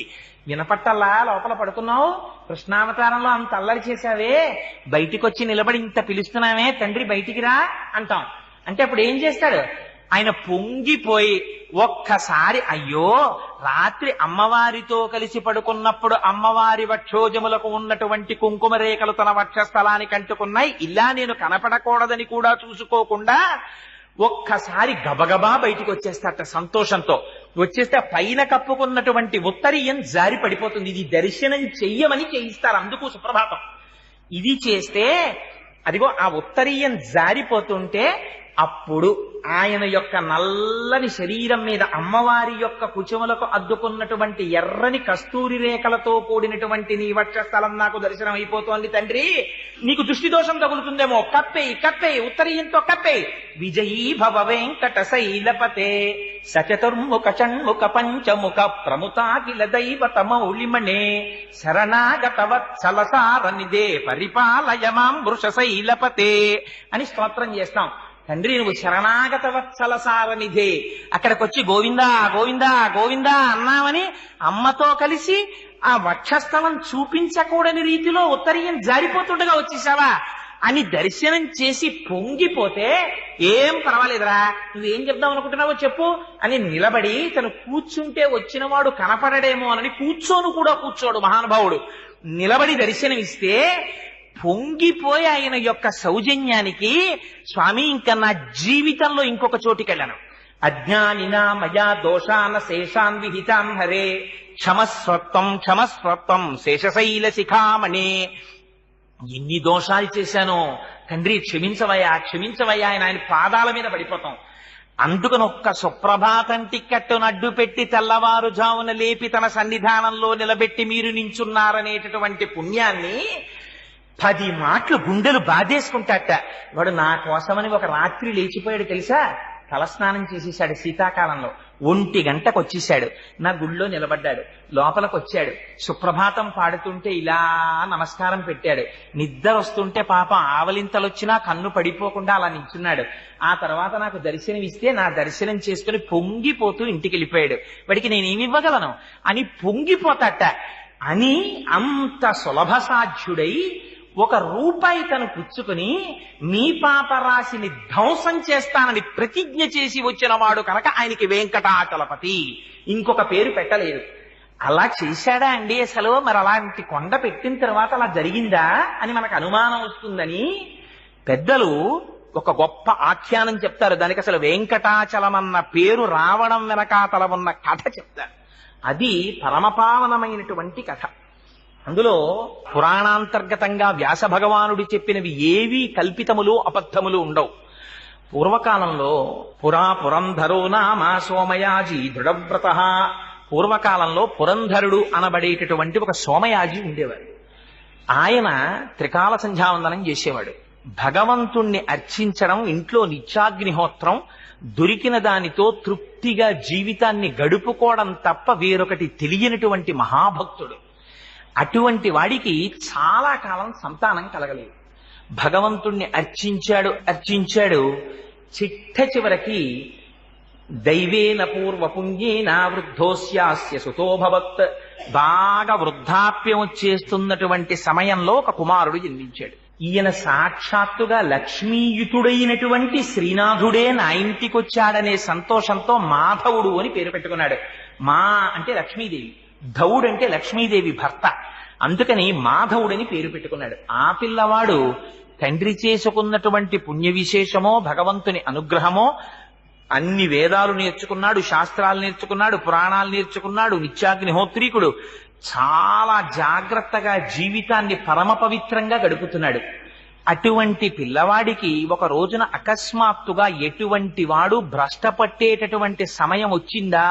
వ్యాసుడు దేవీ భాగవతంలో చెప్తాడు, కాలోహి బలవాన్ కర్త సతతం సుఖదుఃఖయోహో నరాణాం పరతంత్రాణం పుణ్య పాపానుయోగత అంటాడు. పతనమయ్యే సమయం వచ్చిందా కాలస్వరూపంతో బుద్ధిని ప్రచోదనం చేసి పడగొట్టేస్తుంది. అందుకే మాకురు ధనజన యవ్వన గర్వం హరతి నిమీషత్ కాలస్సర్వం మాయామయమిదమఖిలం హిత్వా బ్రహ్మపదం త్వం ప్రవిశ విదిత్వా అంటారు శంకరాచార్యుల వారు. ఇందుకురాల గుండెలు చూపించుకుని మురిసిపోతావు నేనని ఇవన్నీ ఉంటాయనుకుంటున్నావా? ఈ యవ్వనం, ఈ ఐశ్వర్యం, ఈ మదం ఇవేముండవు. కాలస్వరూపంలో తీసేస్తాడు పరమాత్మ. తీసిన నాడు బాధపడతావు. అందుకని ఆయన పాదములు పట్టి నిలబడంటారు. అందుకని అంతటి మాధవుడికి ఎంత విచిత్రమైన కోరిక కలిగిందంటే, పట్ట పగటి వేళ మహాపతివ్రత అయినటువంటి భార్య, సూర్యుడు ప్రకాశిస్తుండగా మిట్ట మధ్యాహ్నం ఒక రోజున భార్యా సంగమాన్ని అపేక్షించి భార్యని వెళ్లి అడిగాడు, నీతో సంగమించాలని నాకు కోరికగా ఉంది అని. అంటే ఆవిడంది, తత్రాపి దివస క్రీడా అయుక్తం మునయో విదుహు, నికేతనే పితామాత అగ్నిహోత్రంచ దేవరాట్. ఆవిడ ధర్మం చెప్పింది. ఎంత పాపపు పనికి ఇవాళ నీ మనస్సు ప్రచోదనమైందయా? సూర్యుడు ప్రకాశిస్తుండగా మనుష్య జన్మనెత్తి యజ్ఞోపవీతం వేసుకుని సంధ్యావందనం చేస్తూ ఇంట్లో తల్లిదండ్రులున్నారని చూడకుండా, ఇంట్లో దేవతార్చన సంపుట ఉందని చూసుకోకుండా అగ్నిహోత్రాలు వెలుగుతున్నాయి. మధ్యాహ్నం వేళ భార్యా సంగమం కోరుతున్నావా? పరమ పొరపాటు. సూర్యాస్తమయం అయిన తరువాత చీకటి పడితే కాని భార్యా సంగమం చెయ్యకూడదు, ఓర్చుకోమందవిడ. అంటే ఆయన అన్నాడు, అంటే కలియుగం ప్రవేశించింది, ఎటువంటి వారిని కూడా భ్రష్టు పట్టిస్తున్నాడు కలిపురుషుడు. అందుకని చూపించారు మాధవుడి జీవిత చరిత్ర. ఆయన అన్నాడు, తీవ్రమైన కోరిక పుట్టిన నాడు దానిని ఉపశమింప చేయడం సాధ్యం కాదు. అగ్నిహోత్రం ఒక పక్క నుంచి ప్రజ్వరిల్లుతుంటే సాయంకాలం దాన్ని ఆర్పుతానని ఎవడైనా ఉపేక్షిస్తాడా? ఆర్పవలసిందే అన్నాడు. ఆవిడంది, ఈ పాపానికి ఒడిగట్టకు, ఇంట్లో నికేతనే పితామాత, అమ్మా నాన్నగారు అత్తమామలు ఉన్నారు, అగ్నిహోత్రం ఉంది, దేవతార్చన సంపుట ఉంది. ఇంతకు ముందు ఎన్నడూ నేను ఇటువంటి కోరిక వినలేదు. కనీసం ఈ పాపం నువ్వు చేసేటప్పుడు నేను ఇంటి నుంచి బయటకు వెళ్ళిపోతాను, నీళ్లు తేవడం అనేటటువంటి మిష పెట్టుకుని నదీ తీరానికి వెడతాను, నువ్వు నదీ తీరానికి రా. ఈయన భార్య వెనకాతల నదీ తీరానికి బయలుదేరాడు. ఎటువంటి వాణ్ణి కూడా పడగొట్టగలిగినటువంటి కలిపురుషుని యొక్క శక్తి చేత ఎంత చిత్రం జరిగిందంటే, ఆయన తన భార్య వెంట వెడుతుండగా భార్య ముందు నడిచి వెళ్లి నీళ్లు పట్టుకుని వెనక్కి తిరిగి వచ్చేస్తోంది. ఈయన అన్నాడు, నేను లోపల ధర్మ విచారణ చేశాను, నా మనస్సు తప్పుత్రోవ పట్టింది, నేను నదీ స్నానం చేసి సంధ్యావందనం చేసి వస్తాను, నువ్వు ఇంటికి వెళ్ళిపో అన్నాడు. అంటే ఆవిడ నమ్మింది, ఇంటికి వెళ్ళిపోయింది. ఈయన అక్కడ కళ్ళు తాగుతూ కూర్చున్నటువంటి సాక్షాత్తుగా యమధర్మరాజు గారి సోదర అన్నట్టుగా ఉన్నటువంటి బొగ్గు లాంటి ఒక వనితని చూశాడు. ఆవిడ పేరు కుంతల. ఆవిడ అప్పుడే గోమాంసం తిని కళ్ళు తాగుతోంది. ఆవిడ్ని చూసి అగ్నిహోత్రం వెలిగినట్టు వెలిగిపోతున్నాడు తేజస్సు చేత. ఆవిడ దగ్గరికి వెళ్ళి, నాకు నీతో సంగమించాలని కోరిక కలిగిందని అడిగాడు. కలిపురుషుడి యొక్క ప్రభావం ఎలా భ్రష్టు పట్టిస్తుందో చూడండి. అంటే ఆవిడంది, నువ్వు త్రికాల సంధ్యావందనం చేసే బ్రాహ్మణుడవు, నీకు ఒంటి మీద యజ్ఞోపవీతం ఉంది, నీ ఇంట్లో నిత్యాగ్నిహోత్రం ఉంది, నువ్వు నీ తండ్రి నీ ఇద్దరి పేర్లు చెప్తే ఈ ఊరంతా లేచి నిలబడుతుంది. అటువంటి వాడివి నేను ఇప్పుడే గోవుని సంహరించి దాని మాంసం తిన్నాను, నేను కళ్ళు తాగుతున్నాను, నా లోపల నుంచి పరమ భయంకరమైన దుర్వాసన వస్తుంది, మేము అసలు స్నానం చెయ్యను చాలా రోజుల పాటు, అనిత్యమైనటువంటి ఇటువంటి శరీరంతో నీ శరీరాన్ని కలుపుతానని కోరుతున్నావా? నా మాట విను, నీకు ఇటువంటి కోరిక తగలదు, తిరిగి వెనక్కి వెళ్ళిపోమంది. అంటే ఎంత దుర్మార్గమైన పని చేశాడంటే, ఆ రోజున ఆ బ్రాహ్మణుడు మిట్ట మధ్యాహ్నం వేళ కళ్ళు తాగి ఉన్నటువంటి కుంతల అన్న స్త్రీని బలాత్కారముగా అనుభవించాడు బ్రాహ్మణుడై. ఇది కలిపురుషుడి యొక్క ప్రభావం. ఇంకా ఇంతకన్నా ఎవరు భ్రష్టు పట్టింపబడరు కనుక. పట్టిస్తే ఆవిడంది ఎంత అసహ్యం వేసిందంటే, త్వజయజ్ఞోపవీతంతే ముండగిత్వా శిరస్తథ అబ్రాహ్మణ్యముపాగమ్య భక్ష గోమాంసముత్తమం అంది. ఇటువంటి దౌర్భాగ్యపు పని చేసి నీ ఒంటి మీద యజ్ఞోపవీతం వేసుకు తిరుగుతున్నావా? నీకు సిగ్గు లేకపోతే నాకు సిగ్గుండద్దు. నాతో కలిసి సంగమించావు కనుక యజ్ఞోపవీతం తీసి అవతల పారాయి, తీసి విసిరిశాడు. ముండగిత్వా శిరస్తథ, శిఖ లేకుండా శిరస్సంతా గుండు చేయించేసుకున్నాడు. భక్ష గోమాంసముత్తమం, ఆవు మాంసం తినండి. ఒక ఆవును చంపేశా, మాంసం తినేశాడు. కళ్ళు తాగేశాడు. నువ్వు తప్ప నాకు ఈ ప్రపంచంలో ఏదీ అక్కర్లేదన్నాడు. వింటల్లా మనం?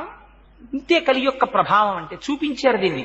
ద్వాపర యుగం పూర్తి అయ్యేసరికే ఎంత భ్రష్టు పట్టేస్తుందో చూపించారు.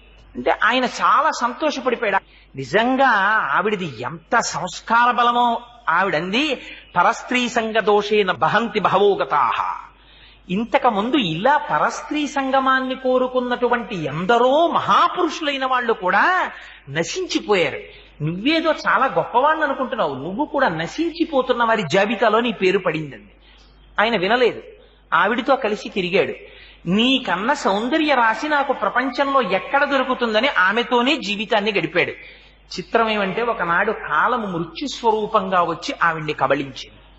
ఆవిడ మరణించింది. కుంతల మరణించిందని తాను పరివేదన చెంది ఊరు విడిచిపెట్టి పిచ్చివాళ్ళ అడవిని బట్టి తిరిగాడు. తన భార్యని మర్చిపోయాడు, తన తండ్రిని మర్చిపోయాడు, తన తల్లిని మర్చిపోయాడు. బెంగ పెట్టుకుని తల్లి మరణించింది, తండ్రి మరణించాడు.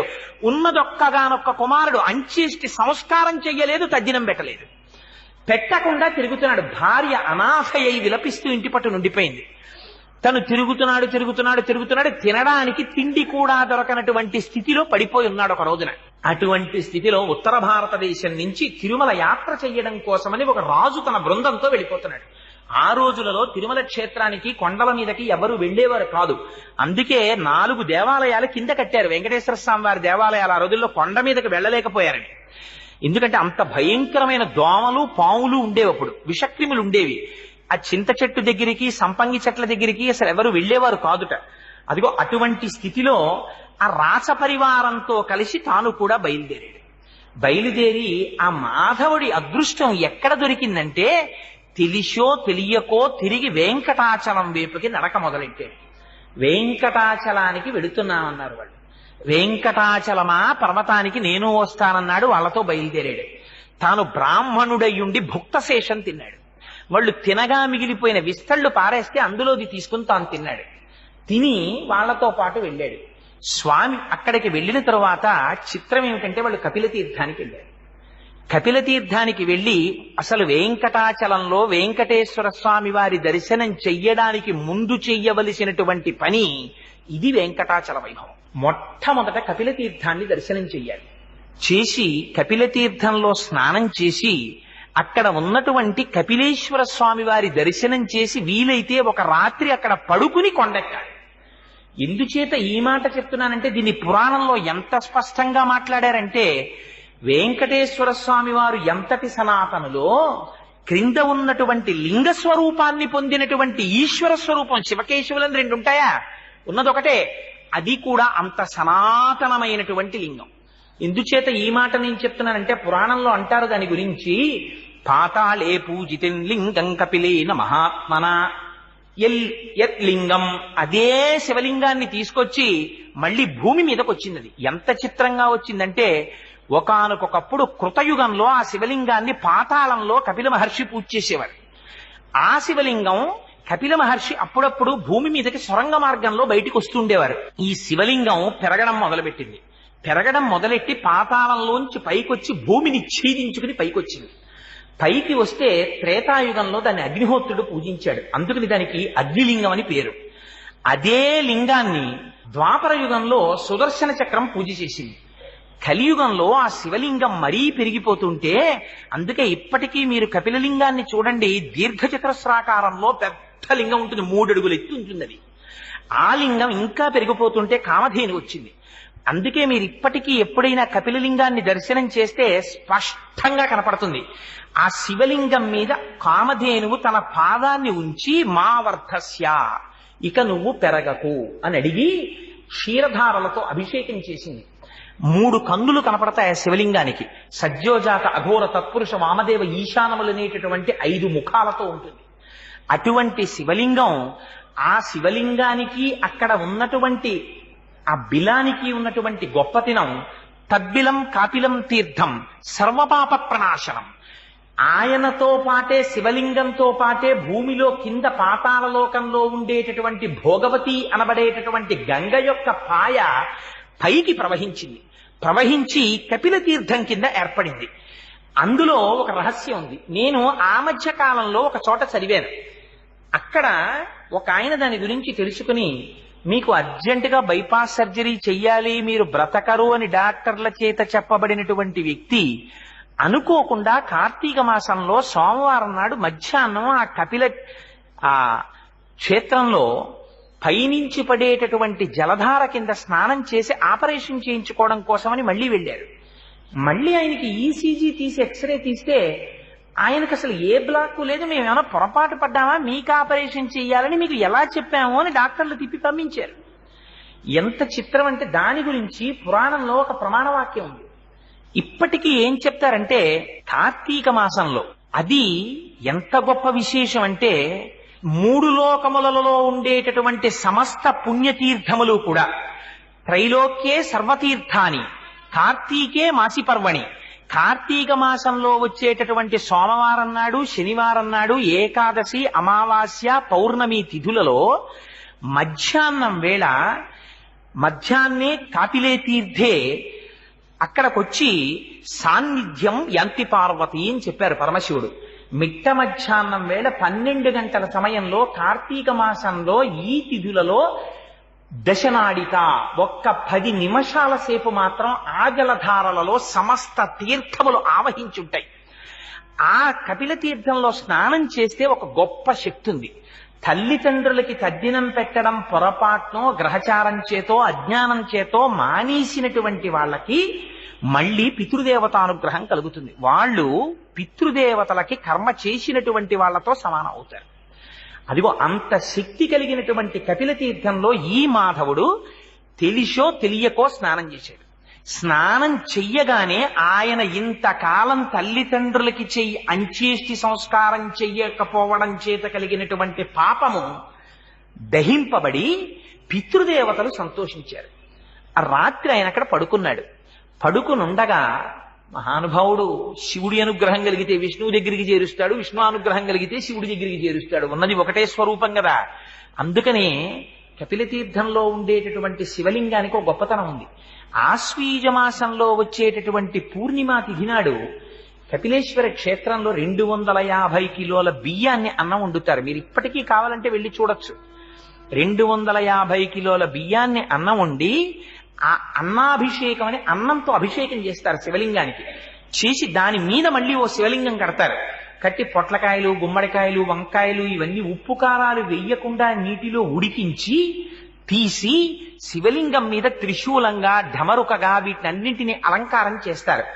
సాయంకాలం అయిన తరువాత పైన పెట్టిన శివలింగాన్ని ఉద్వాసన చేసి తీసుకొచ్చి నీటిలో కలిపేస్తారు. కపిల తీర్థంలో అన్నస్వరూపంతో అభిషేకం చేయబడినటువంటి ఆ అన్నాన్ని తీసి కూరలతోటి పులుసుతోటి కలిపి తీసుకొచ్చి ఆ ప్రసాదాన్ని భక్తులకు ఇస్తారు. ఆశ్వీయుజ శుద్ధ పౌర్ణమి నాడు కపిల తీర్థంలో అన్నాభిషేకం చేయబడిన ప్రసాదం తిన్నవాడికి ఎంత భయంకరమైన గ్రహదోషం ఉండనివ్వండి, అంత గొప్ప శక్తి కపిలలింగానికి చేయబడినటువంటి అన్నాభిషేకానికి ఉంది. మళ్ళీ అంత శక్తి ఎక్కడుందో తెలుసా అండి? పుష్యమాసంలో పౌర్ణమి ముందు వచ్చేటటువంటి శుక్రవారం నాడు ఆ కపిలేశ్వర స్వామి వారి యొక్క శక్తి స్వరూపమైన కామాక్షి అమ్మవారికి అంత అలంకారం తీసేసి చీర కూడా చందనంతో కట్టేస్తారు. గంధంతో చీర కట్టేస్తారు, గంధంతో అంచులు పెడతారు, గంధంతో జాకెట్ వేస్తారు, గంధంతోటే అలంకారం అంతా చేసేస్తారు. అమ్మవారిని అలా దర్శనం చేస్తే సమస్త పాపములు నశిస్తాయి. అంత గొప్ప క్షేత్రం కపిలతీర్థ క్షేత్రం. కపిలతీర్థం ఎంత గొప్ప క్షేత్రమో మీకు ఒక్క మాటలో చెప్పాలంటే, రాజేంద్ర చోళుడికి కలలోకి వచ్చారు స్వామివారు. కలలోకి వచ్చి ఇక్కడ సోమస్కంధమూర్తి ప్రతిష్ఠ చెయ్యమన్నారు. మీకు ఒక్క కపిలతీర్థంలోనే సోమస్కందుడు దర్శనమిస్తాడు. సా ఉమా స్కంధ ఒకే పీఠం మీద పరమేశ్వరుడు కూర్చుంటాడు, పార్వతీదేవి కూర్చుంటుంది. ఇంత బ్రహ్మణ్య జ్ఞానము కలిగినటువంటి సుబ్రహ్మణ్యుడు ఆడుకుంటూ పిల్లవాడిలా కాళ్ళు చేతులు పైకెత్తి ఆడుకుంటూ కనపడతాడు. ఒక పీఠం మీద ఉంటారు. అలా ఉంటే దాన్ని సోమస్కంధమూర్తి అంటారు. అక్కడ ఉన్న కాలభైరవుడు సంతాన రక్షక కాలభైరవుడు అని పేరు.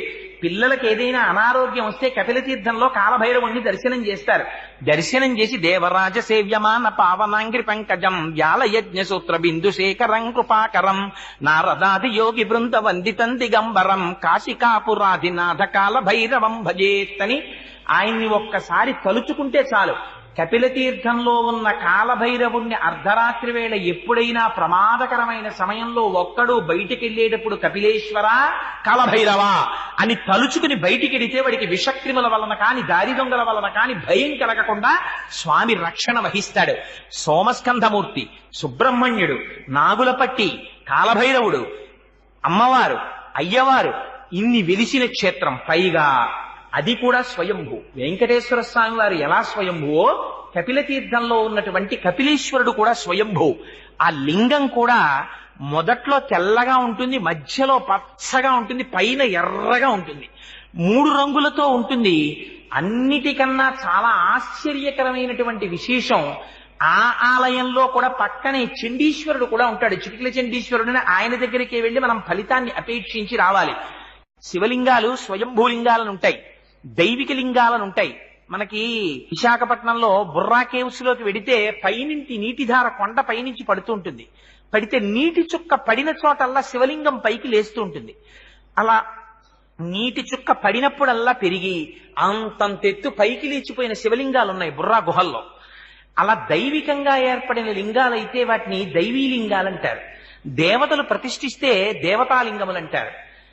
అలా కాకుండా ఋషులు ప్రతిష్ఠిస్తే వాటిని ఆర్షలింగములు అంటారు. మనుష్యులు ప్రతిష్ఠ చేస్తే మానుషలింగములు అంటారు. రాక్షసులు ప్రతిష్ఠ చేస్తే రాక్షసలింగములు అంటారు. నదుల యొక్క పరివాహంలో కోత చేత ఏర్పడితే బాణలింగములు అంటారు. ఇది ఒకదానికన్నా ఒకటి శక్తివంతం. ఇంత శక్తివంతం స్వయంభూలింగం కపిలతీర్థంలో. అటువంటి కపిలతీర్థంలో ఆ కపిలేశ్వర స్వామి వారి సన్నిధానంలో ఉన్నటువంటి కపిలతీర్థంలో తెలిసో తెలియకో ఆ మాధవుడు స్నానం చేశాడు. స్నానం చేసి రాత్రి పడుకున్నాడు. పరమ గాఢాంధకారం. ఆ రోజుల్లో ఎవ్వరూ కొండ మీదకి నడిచి ఎక్కేవారు కాదు. అటువంటి సమయంలో అతనికి లోపల నుంచి ప్రచోదనం కలిగింది. ఏది ఏమైపోని ఎంత పొరపాటు చేశాన్రా, ఇది వెంకటాచలం అంటే. మీరు తెలిసి కాని తెలియక కాని ఒకసారి ఆ కొండ పాదాల దగ్గరికి వెళ్ళారా, అంతగా లాక్కుని పాపరాశిని ధ్వంసం చేస్తుంది. ఇంకా ఇప్పటికే ఆలస్యం అయిపోయింది, నా జీవితంలో ఇన్ని తప్పులు చేశాను, ఒక్కసారి ఈ వెంకటాచల పర్వత శిఖరాలు అధిరోహించాలనుకున్నాడు. ఇంకా రాచ పరివారాన్ని నిద్రలేపలేదు, తనకొక్కడికి ప్రమాదం వస్తుందని ఆలోచించలేదు. ఒక్కడు లేచి వెళ్లిపోవడం మొదలెట్టాడు కొండ మీదకి. ఆ వెళ్లిపోవడంలో విచిత్రం ఎక్కడ జరిగిందంటే వెంకటాచల పర్వత శిఖరముల దాకా వెడుతున్నట్ట. అక్కడ వెంకటాచలంలో ఉండేటటువంటి చెట్లు, పుట్టలు, రాళ్ళు, చెరువులు, పక్షులు అందరూ కూడా శ్రీమన్నారాయణుడి గురించి తపస్సు చేసేటటువంటి మహాపురుషులందరూ అక్కడ ఉంటారు. అందుకే అనంతాళ్వార్లు భగవద్ రామానుజాచార్యుల వారిని కొండ మీదకి రమ్మని అడిగితే నేను ఎక్కడికైనా వస్తాను కానీ తిరుమల కొండ మీదకి మాత్రం నేను రానన్నారు. అదేమి గురువుగారు అలా అంటున్నారు, ఒక్కసారి కొండ మీదకి రమ్మని అడిగితే తిరుమల క్షేత్రం అంతా, కొండలంతా, అదంతా సాలగ్రామమయం, వాటిని నా పాదాలతో తాకను, నేను రానన్నారు. అంటే అలా కాదు, మీరు వచ్చి తీరవలసిందే అని పట్టుపట్టారు. పట్టుపడితే రామానుజులు కొండ ఎలా ఎక్కారో తెలుసా అండి? కింద శరీర శోధనం చేసి, శరీర శోధనం అంటే కాలకృత్యములను కింద తీర్చుకుని ఈ పాదములకి 2 తాళ్లు తీసుకుని తాళ్లు కట్టి ఈ 2 తాళ్లు భుజాల నుంచి వెనక్కి తిప్పి కంఠం వైపు నుంచి వెనక్కి వేసి ముడేసేసుకుని పొరపాటున కూడా పాదం వెనక్కి పడకుండా మోకాళ్ళు కొట్టుకుపోతుండగా ఆ మోకాళ్లతో డేకుతూ పర్వతం ఎక్కారు. ఎక్కి పైకెక్కి అక్కడ ఉండేటటువంటి ఆచారాల్ని, సంప్రదాయాల్ని, అక్కడ జరిగే పూజా విధానాన్ని వైఖానసులు అర్చన చెయ్యాలి కాబట్టి ఆయనేం వైఖానసుల జోలికి వెళ్ళలేదు. వైఖానసులే అర్చన చేసేటట్టుగా అక్కడ ఆచార సాంప్రదాయాలన్నింటినీ ఏర్పాటు చేసి తిరిగి వచ్చేస్తుంటే అనంతాళ్వార్లు అడిగారు, నాకు మీ విగ్రహం కావాలని. అప్పుడు రామానుజాచార్యులు వారి విగ్రహం చేయించి రామానుజులు కౌగిలించుకుని ఇచ్చారు. అందుకే మీకు భారతదేశంలో ఎక్కడ రామానుజుల మూర్తి అంత యవ్వనంలో ఉన్న మూర్తి తిరుమలలో ఉన్నది తప్ప ఇంకొకటి కనపడదు. అది ప్రతిష్ఠ చేయబడి ఉంటుంది భాష్యకారుల సన్నిధి అని. సరే, అందుచేత అంత పరమపావనమైన కొండ కనుక చిత్రం ఏమిటో తెలుసా అండి? మారు రూపాలలో ఉన్నటువంటి దేవతలు, ఋషులు వీళ్ళందరూ ముక్కులు మూసుకున్నారట మాధవుడు వస్తుంటే. ఆయన చేసిన పాపరాశి చేత ఆ పాపముల ఫలితము పైకి దుర్వాసన కింద కొడుతోంది. ఈయన వెంకటాచలం యొక్క కొండ మీదకి వచ్చాడు. రాగానే వెంకటాచలం మీద ఇలా పాదం పెట్టాడంతే. అందుకే దానికి ఇంకొక పేరు లేదు. తెలియక వెంకటేశ్వరుడు వెంకటేశ్వరుడు వెంకటాచలము అని దీర్ఘం తీసేస్తూ ఉంటారు. అసలు అందులో ఉన్న ఫలితం అంతా దీర్ఘంలోనే ఉంది. వేం కటతే వేం పాపం కటతే యస్మాత్ పాపదహన శక్తిత. వేం అంటే పాపం, కటతే అంటే తీసేయడం. ఏ కొండ మీద మీరు వెళ్లి కాలు పెట్టినంత మాత్రం చేత మీరు ఏ తపస్సు చేయకపోయినా అప్పటి వరకు మీ శరీరమునకు పట్టిన సమస్త పాప రాశి ధ్వంసము చేయబడుతుందో అటువంటి శక్తి కలిగిన కొండకి వెంకటాచలం అని పేరు. ఆ వెంకటాచలమిత్యేవా నామదేవ సదాజగుహు అన్నారు. అందుకని ఆ పర్వతానికి మేము ఇంకొక పేరు పెట్టలేదు, దాన్ని వెంకటాచలము అనే పిలిచాం. అంత శక్తిని ఇచ్చినవాడు ఆ పైన కూర్చున్నాడు కనుక ఆయన పేరు వెంకటేశ్వరుడు. వేం పాపమును కటతి తీయగలిగినటువంటి ఈశ్వరుడు సర్వజగన్నియామకుడు లోపలున్నాడు. అంత శక్తి ఉన్నవాడు లోపలున్నాడని మీరు గుర్తుపట్టడానికే ఆలయం బయట శంఖనిధి పద్మనిధి ఉంటారు. అంటే ఈ బ్రహ్మాండములో ఎంత ఐశ్వర్యం ఉందని మీరు ఊహించగలరో అంతటి ఐశ్వర్యము తన స్వాధీనమునందున్నవాడు. అందుకని రాజద్వారానికి అటు ఇటు శంఖనిధి పద్మనిధి ఒకేలా ఉండేటటువంటి మూర్తులుంటాయి. సరే, అదిగో అటువంటి వెంకటాచలం కొండ మీదికి వెళ్ళగానే ఆయనకున్నటువంటి పాపరాశి ధ్వంసమైపోయి మళ్ళీ యథాస్థితిని పొందాడు. పొందగానే చిత్రం ఏమిటంటే బ్రహ్మాది దేవతలు ప్రత్యక్షమయ్యారు. ప్రత్యక్షమై నువ్వింత తెగింపుతో ఈనాడు భయానికి వశుడువు కాకుండా వెంకటాచలం కొండ మీదకి వచ్చావు.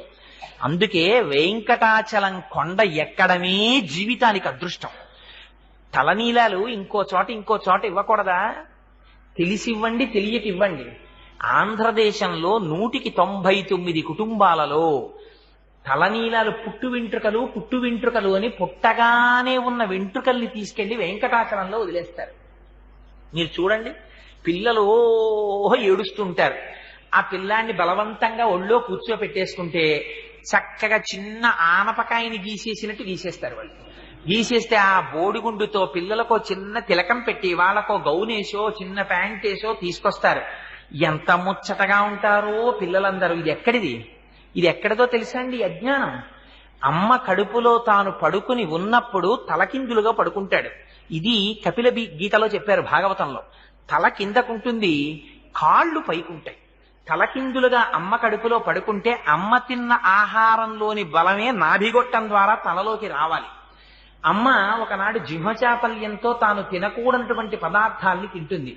తింటే ఆ వేడి వాతం తనలోకి ప్రసరిస్తాయి. గాఢాంధకారం, చర్మము, రక్తము, మాంసము, కొవ్వు, అస్థి, శుక్ల, మేధ అనబడేటటువంటి 7 ధాతువులు లోపల ఏర్పడతాయి. 2 కాళ్ళు, 2 చేతులు, 4, 5 శిరస్సు, 7 కంఠము, 6 కంఠము, 7 హృదయము, 8 ఉదరం అనేటటువంటి 8 భాగాలు ఏర్పడతాయి. వీటితో పాటుగా 2 కళ్ళు, 2 ముక్కులు, 2 చెవులు, 6 నోరు, 7 మలద్వారం, 8 మూత్రద్వారము, 9 రంధ్రములు వస్తాయి. ప్రాణ, అపాన, వ్యాన, ఉదాన, సమాన, నాగ, కూర్మ, కృకర, ధనంజయ, దేవదత్తములనేటటువంటి 10 వాయువులు లోపల ప్రవేశిస్తాయి. ఇన్ని లోపలికి ప్రవేశించిన తరువాత తను కాళ్ళు కదపడానికి ఉండదు, చేతులు కదపడానికి ఉండదు. అందుకే గర్భస్థ నరకం అంటారు. ఆనాడు ఒకరితో చెప్పుకోవడానికి ఉండదు. ఆ చీకట్లో పడి కొట్టుకుంటూ ఉంటాడు. రైలెక్కి కాస్త పొడుగ్గా ఉన్నవాడు కాళ్ళు దాపుకోవడానికి అవకాశం లేకపోతేనే తిమ్మిరెక్కిపోతుంది. అలాంటిది అమ్మ కడుపులో తిరగబడి అలా పడుకునుంటే ఆనాడు వీడు సర్వేశ్వరుణ్ణి ప్రార్థన చేస్తాడు. తండ్రి, ఇలా నువ్వు నాకు ఎన్ని జన్మలిచ్చావో, ఎన్ని ఉపాధులిచ్చావో. బయటికి వెళ్ళాను, మళ్ళీ సంసారం పట్టుకుంది. మళ్లీ సంసారంలో తిరిగాను. పునరపి జననం, పునరపి మరణం, పునరపి జనని జఠరే శయనం, జిహ సంసారే బహుదుస్తారే కృపయాపారే పాహిమురారి. మళ్లీ విడిచిపెట్టేశాను, మళ్లీ సంసారంలో ప్రవేశించేశాను. ఇంకొక్కసారి నన్ను బయటికి తోశావా, ఈసారి నీ పాదాలు పట్టుకుంటానంటాడు. అనగానే స్వామి ప్రసూతి వాయువై బయటికి తోస్తారు. అందుకే ప్రసవం అనే పేరు దానికి. ప్రసూతి వాయువై ఎంత జాగ్రత్తగా తోస్తాడో తెలుసా అండి మహానుభావుడు. తల బయటికి రావాలి, కాళ్ళు చివర బయటికి రావాలి. ఆ బయటికి వచ్చేటప్పుడు అమ్మకి దుఃఖం అమ్మ మరణించకూడదు. అమ్మ మరణిస్తే శిశువు నిలబడడానికి ఆస్కారం ఉండదు. మరణ సదృశమైన వేదన కల్పించి అమ్మ కడుపులోంచి తాను పైకొస్తాడు. వస్తే పైకి రాగానే శఠమనే వాయువు పట్టేస్తుంది తలకాయ. పట్టేయగానే మరిచిపోతాడు. పూర్వజన్మ జ్ఞానం అంతా విస్మృతి పొందుతుంది. అందుకే మళ్లీ విడితే శఠారి పెట్టండి అంటారు. ఆ శఠమునకు అరి శఠారి. స్వామి పాదుకలు తల మీద పెట్టండి అంటారు. తను ఇక్కడికి ఎందుకు వచ్చాడో మళ్లీ జ్ఞాపకం వస్తుంది ఆ పాదుకలు పెట్టించుకుంటే. అందుకే గర్భాలయం లోపలికే తప్ప బయటికి ఎగ్జిట్ గేటు గర్భాలయం వెనక గోడలోంచి పెట్టరు. ఇలా విడితే పృష్ఠభాగం చూపించకుండా ఎలా వెళ్ళావో అలాగే వెనక్కి అడుగులు వేసుకుని బయటికి రా అంటారు.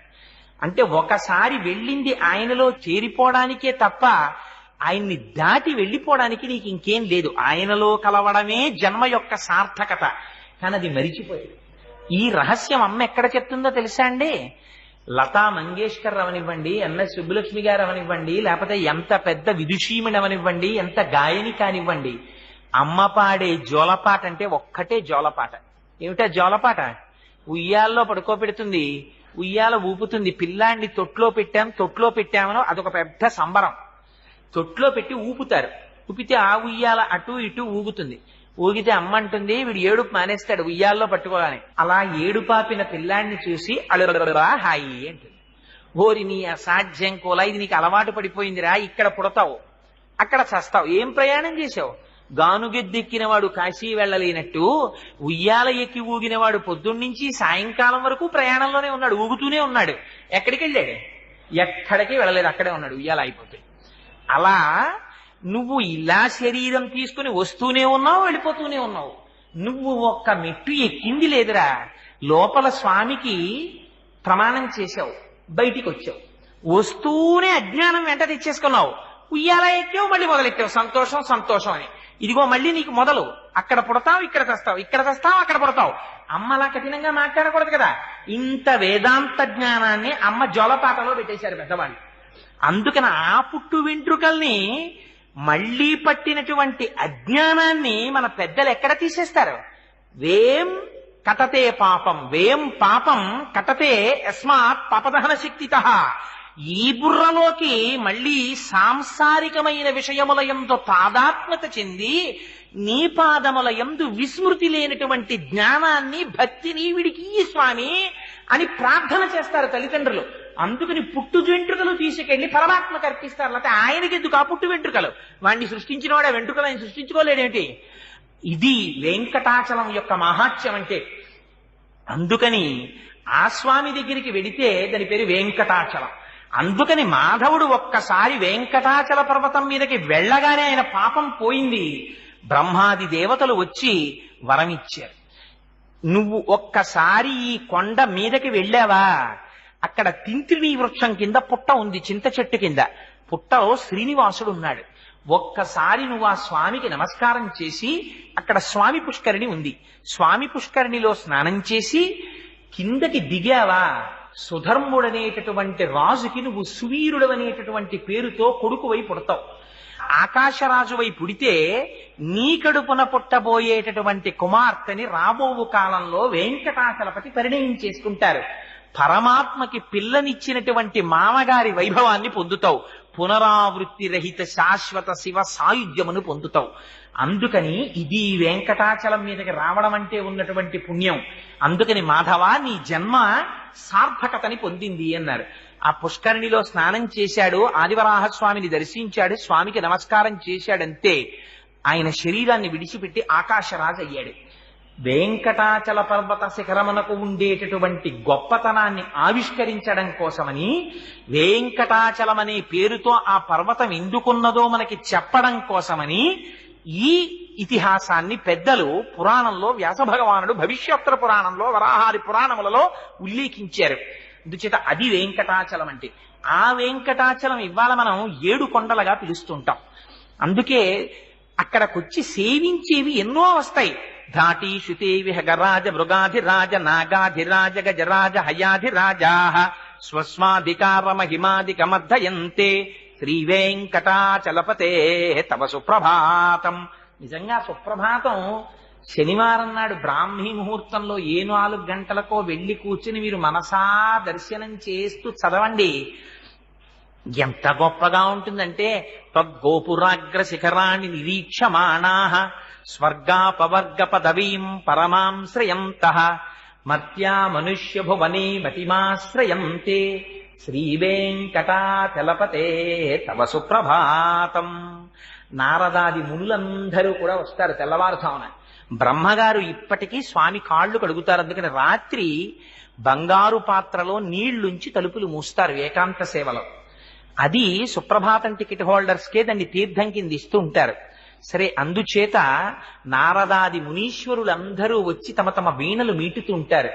వీణలు మీటుతున్నప్పుడు ఇంద్రుడు తన దగ్గర పనిచేసేటటువంటి దేవతలకు అందరికీ కూడా ఓ కన్సెషన్ ఒకటి ఇచ్చాడు, ఒక సౌకర్యం. ఏమిటంటే, మీరెవ్వరూ కంకణాలు కట్టుకోక్కర్లేదు, మీరు ఆర్జిత సేవ టికెట్లు పుచ్చుకోక్కర్లేదు, మీ అందరినీ తెల్లవారుజామున తీసుకెడతాను. స్వామి పుష్కరిణిలో స్నానం చేసి ఒకసారి ప్రచ్ఛన్న రూపాలతో ఆనంద నిలయంలోకి వెళ్ళిపోదాం, సర్వేశ్వరుణ్ణి దర్శనం చేసుకుని వద్దురుగాని రెండంటే అని ఇంద్రుడు రోజు దేవతల్ని తీసుకొస్తాడు. లోపలికెళ్ళి దర్శనం చేసుకుని బయటికి వస్తారట. వచ్చిన తర్వాత ఇంద్రుడు అంటాడు, రండిరా పదండి, మీ మీ ప్లేసెస్ కి పదండి, ఇంకా మీ ఆఫీసులో మీ సీట్లో పని చెయ్యాలి కదా, పదండి అంటాడు. అప్పటి వరకు వచ్చేస్తాం స్వామి, అలాగేనండి, తప్పకుండా తప్పకుండా అన్న వాళ్ళు అంటారట. వెళ్ళవా నువ్వు వెళ్ళంటారట. అదేమిట్రో ఏకవచన ప్రయోగం చేస్తున్నావు, ఏం రానంటున్నావు, ఏమిటి నీ ధీమా అంటే వాళ్ళు అంటారట, గోపురాగ్ర శిఖరాన్ని నిరీక్షమాణాహ. నా దగ్గర పని చేస్తున్నావు కాబట్టి నీకు ప్రతిరోజు సుప్రభాత దర్శనం, నువ్వు కొలువు వదిలేసావంటే నీకు దర్శనం ఉండదంటారట. అంటే వాళ్ళంటారట, పో ఎవడకు కావాలి, నువ్వు దర్శనం ఇప్పించకపోతే గోపురాగ్ర శిఖరాన్ని నిరీక్షమాణాహ. ఆ వైకుంఠం క్యూ కాంప్లెక్స్కి వెళ్ళిపోయేటప్పుడు మెట్లెక్కి కుడి పక్కకి తిరుగుతాం, తిరిగి వైకుంఠానికి వెళ్ళేటప్పుడు మీరు ఒక్కసారి అక్కడ నిలబడి ఇలా చూడండి, ఇలా ఇలా ఇలా ఇలాగా కెరటాలు వెడుతున్నట్టుగా వైకుంఠం క్యూ కాంప్లెక్స్ తాలూకా రూఫ్ అంతా కనపడుతూ ఉంటుంది. దాని మధ్యలో శీతాకాలంలో మంచు పొగొస్తున్నట్టుగా లోపల నుంచి ఆ వేయబడినటువంటి దీపముల యొక్క ప్రకాశం ప్రతిఫలిస్తుంటే పొగొస్తోందా అన్నట్టుగా ఆనంద నిలయ విమానం వెలిగిపోతూ దర్శనమిస్తుంది. వాళ్ళు అంటారట, ఎవడికి కావాలి నువ్వు దర్శనం ఇప్పించకపోతే, మాకు గోపురం చాలు. గోపురాగ్రశిఖరాని నిరీక్షమాణాహ స్వర్గాపవర్గ పదవీం పరమాంశ్రయంత. మాకు అక్కర్లేదా పదవులు, వదిలవతల మారేస్తాం, మేము ఇక్కడ కూర్చున్న గోపురాలు చూస్తూ ఉండిపోతాం అంటారట. అది వెంకటాచలం, అది ఆయన యొక్క సౌందర్యం, అది ఆ అందం పరమాత్మది. అందుచేత అదిగో అటువంటి స్వరూపం కనుక ఆ స్వామి దర్శనం చెయ్యాలంటే ఇవాళ మనం అదే కొండని, కొండకొన్న పేరు ఒక్కటే కొండ, కానీ మనం దాన్ని 7 కొండల పేర్లతో పిలుస్తాం. మనకి తెలిసి 7 కొండల పేర్లే, అసలు పురాణంలో దానికి ఎన్ని పేర్లు ఉన్నాయో తెలుసా అండి? అసలు దాని పేరు కనకాద్రి. కనకాద్రి అంటే చూడగలిగిన కంటితో చూడగలిగినటువంటి వాడికి ఆ కొండ బంగారు రంగులో మెరిసిపోతూ కనపడుతుంది. మనకెవ్వరికి కూడా అలా కనపడదు, ఆకుపచ్చగా చెట్లతో కనపడుతుంది. అలా కనపడుతుంది కాబట్టి దాని పేరు కనకాద్రి. కాదు కాదు, అసలు ఆ కొండ పేరు శ్రీనివాసాద్రి. శ్రీనివాసుడిగా స్వామి ఉన్నాడు అక్కడ. అక్కడ ఉన్న స్వామి ఫలితమిచ్చేటటువంటి వాడిగా వెంకటేశ్వరుడు, కానీ ఆయన పేరు శ్రీనివాసుడు. కానీ పక్కన మాత్రం అమ్మవారు ఉంటారు. అది విచిత్రం. ఏకబేరమూర్తి అయి ఉంటారంటే పరబ్రహ్మమై శక్తియుతుడై ఉంటాడు. పక్కన అమ్మవారు ఉండక్కర్లేదు ఆయనకి, అమ్మ ఆయనతో కలిసే ఉంటుంది, లేకపోతే ఇంత పాపం ఎలా తీస్తున్నాడు? అందుకని ఏకబేరమూర్తి అయి ఉంటారు. అటువంటి స్వామి దర్శనానికి మీరు 7 కొండలుగా ఎక్కుతారు. ఏమిటవి? మొట్టమొదట ఎక్కవలసినటువంటి కొండ గరుడాద్రిని కూడా మీరు అధిరోహించిన తరువాత రావలసినటువంటిది అంజనాద్రి. అంజనాద్రి తర్వాత రావలసినది శేషాద్రి. శేషాద్రి తర్వాత రావలసినది వెంకటాద్రి. వెంకటాద్రి తర్వాత నారాయణాద్రి. 7 కొండలుగా ఎక్కుతాం. అసలు అది 7 కొండలు, 7 కొండలండంలో 7 కొండలవాడ వెంకటరమణ గోవింద గోవింద అని పిలవడంలో రహస్యం అంతా పెట్టేశారు. అందుకని ఇంకో పేరు పెట్టలా. అక్కడికి వెడితే నీకు తెలుసో తెలీదో ఇలా అను చాలంటారు. 7 కొండలవాడ వెంకటరమణ అంటారు, మనం గోవింద గోవింద అంటుంటాం. ఏమిటి 7 కొండలవాడ 7 కొండలవాడ ఎందుకు ఆ పేరు? అసలు 7 అన్న మాట చాలా మంది నోటితో పలకరు, 6 అంటారు. అలాంటిది 7 7 అని 7 కొండలవాడు ఎందుకయ్యాడు? అసలు సృష్టి రహస్యం అంతా 7లో ఉంది. అందుకే సంగీతం నాదోపాసనమైంది. సరిగమ పదనిసాని అవరోహణ చేస్తే, స్వామి నుంచి కిందకొచ్చేస్తే అజ్ఞానంతో ఉన్నవాడు మళ్ళీ ఆరోహణ చేసి స్వామిలో కలిసిపోవాలి. అందుకే రాగాల ఆరోహణ అవరోహణ అవుతుంది, అది నాదోపాసనం అవుతుంది. కాదు కాదు, మీరు ఆనంద నిలయాధీశుడిగా చూసేటటువంటి పరమాత్మని స్త్రీగా చూస్తున్నారా, పురుషుడిగా చూస్తున్నారా? ఎలా చూస్తున్నారు? ఎవరు ఎలా చూస్తే అలా, ఆయనకేం ఇబ్బంది లేదు. ఆయనకి అసలు నామమా రూపమా మీ ఇష్టం. స్త్రీగా చూస్తారా? భుజముల మీద వరకు పడిపోయినటువంటి కేశములతో ఉంటాడు. ఇలా తిన్నగా నిటారుగా ఉండకుండా కొంచెం పక్కకి వంగి ఉంటాడు. సన్నటి నడువుతో ఉంటాడు. శుక్రవారం నాడు అభిషేకం చేయించుకుంటాడు. బాలాజీ అని అమ్మవారి పేరు పెట్టుకుంటాడు. కాదు కాదు, నాకు ఒక్కపర్ది పెద్ద జటాజూటంతో శివుడిలా కనపడాలి. ఆయనకేం బాధ, శివుడిలాగే కనపడతాడు. కాదండి, నాకు శంఖ చక్ర గదాపద్మములతో శ్రీ మహావిష్ణువుగా కనపడాలి. శంఖ చక్రం సకిరీట కుండలం సపీత వస్త్రం సరసీరుహేక్షణం సహారవక్షస్థల శోభికౌస్తుభం నమామి విష్ణుం శిరసా చతుర్భుజం అలా కనపడతాడు. అందుకే శాస్త్రంలో అసలు ఆ కొండకొన్న పేరేమిటో తెలుసా? శ్రీశైలం. శ్రీశైలే పూరయిష్యామి కించిత్ కాలాదనంతరం అన్నారు వెంకటేశ్వర స్వామి వారు. అసలు ఆ కొండ పేరు శ్రీశైలం. దాన్ని మనం తిరుమలై అంటున్నాం. తిరుమలై అన్నది ఎవరన్నారంటే ద్రవిడ భాష మాట్లాడే వాళ్ళు అన్నారు. తిరు అంటే శ్రీ, తిరు ఎంజి రామచంద్రన్ అంటూ ఉంటారు వాళ్ళు. తిరు అంటే శ్రీ, మలై అంటే శైలం, శ్రీశైలం. ఇక్కడో శ్రీశైలం, అక్కడో శ్రీశైలం. ఇక్కడున్న శ్రీశైలం శ్రీనివాసుడిది, అక్కడున్న శ్రీశైలం శ్రీగిరివాసుడై ఉంటాడు. ఈ ఇరువురు మొన్రాయి చేయింది అన్నారు ఆళ్వారులు. వీళ్ళు రెండుగా కనబడుతున్న వారు ఒక్కరై ఉన్నారు అన్నారు. అందుకని ఆయన మీరు చూడడంలో ఉంటుంది. మీరు ఎలా చూడండి ఆయన ఉద్ధరిస్తాడు. మీరు చూడడం అంటూ చూస్తే చాలు, అది ఆయన కోరిక. అసలంటూ చూస్తే మీరు ఎలా ముచ్చటపడి చూస్తే అలా కనబడతాడు. ఆయనకేం బాధ. ఇది వెంకటేశ్వర స్వామి వారిలో ఉన్నటువంటి గొప్పతనం.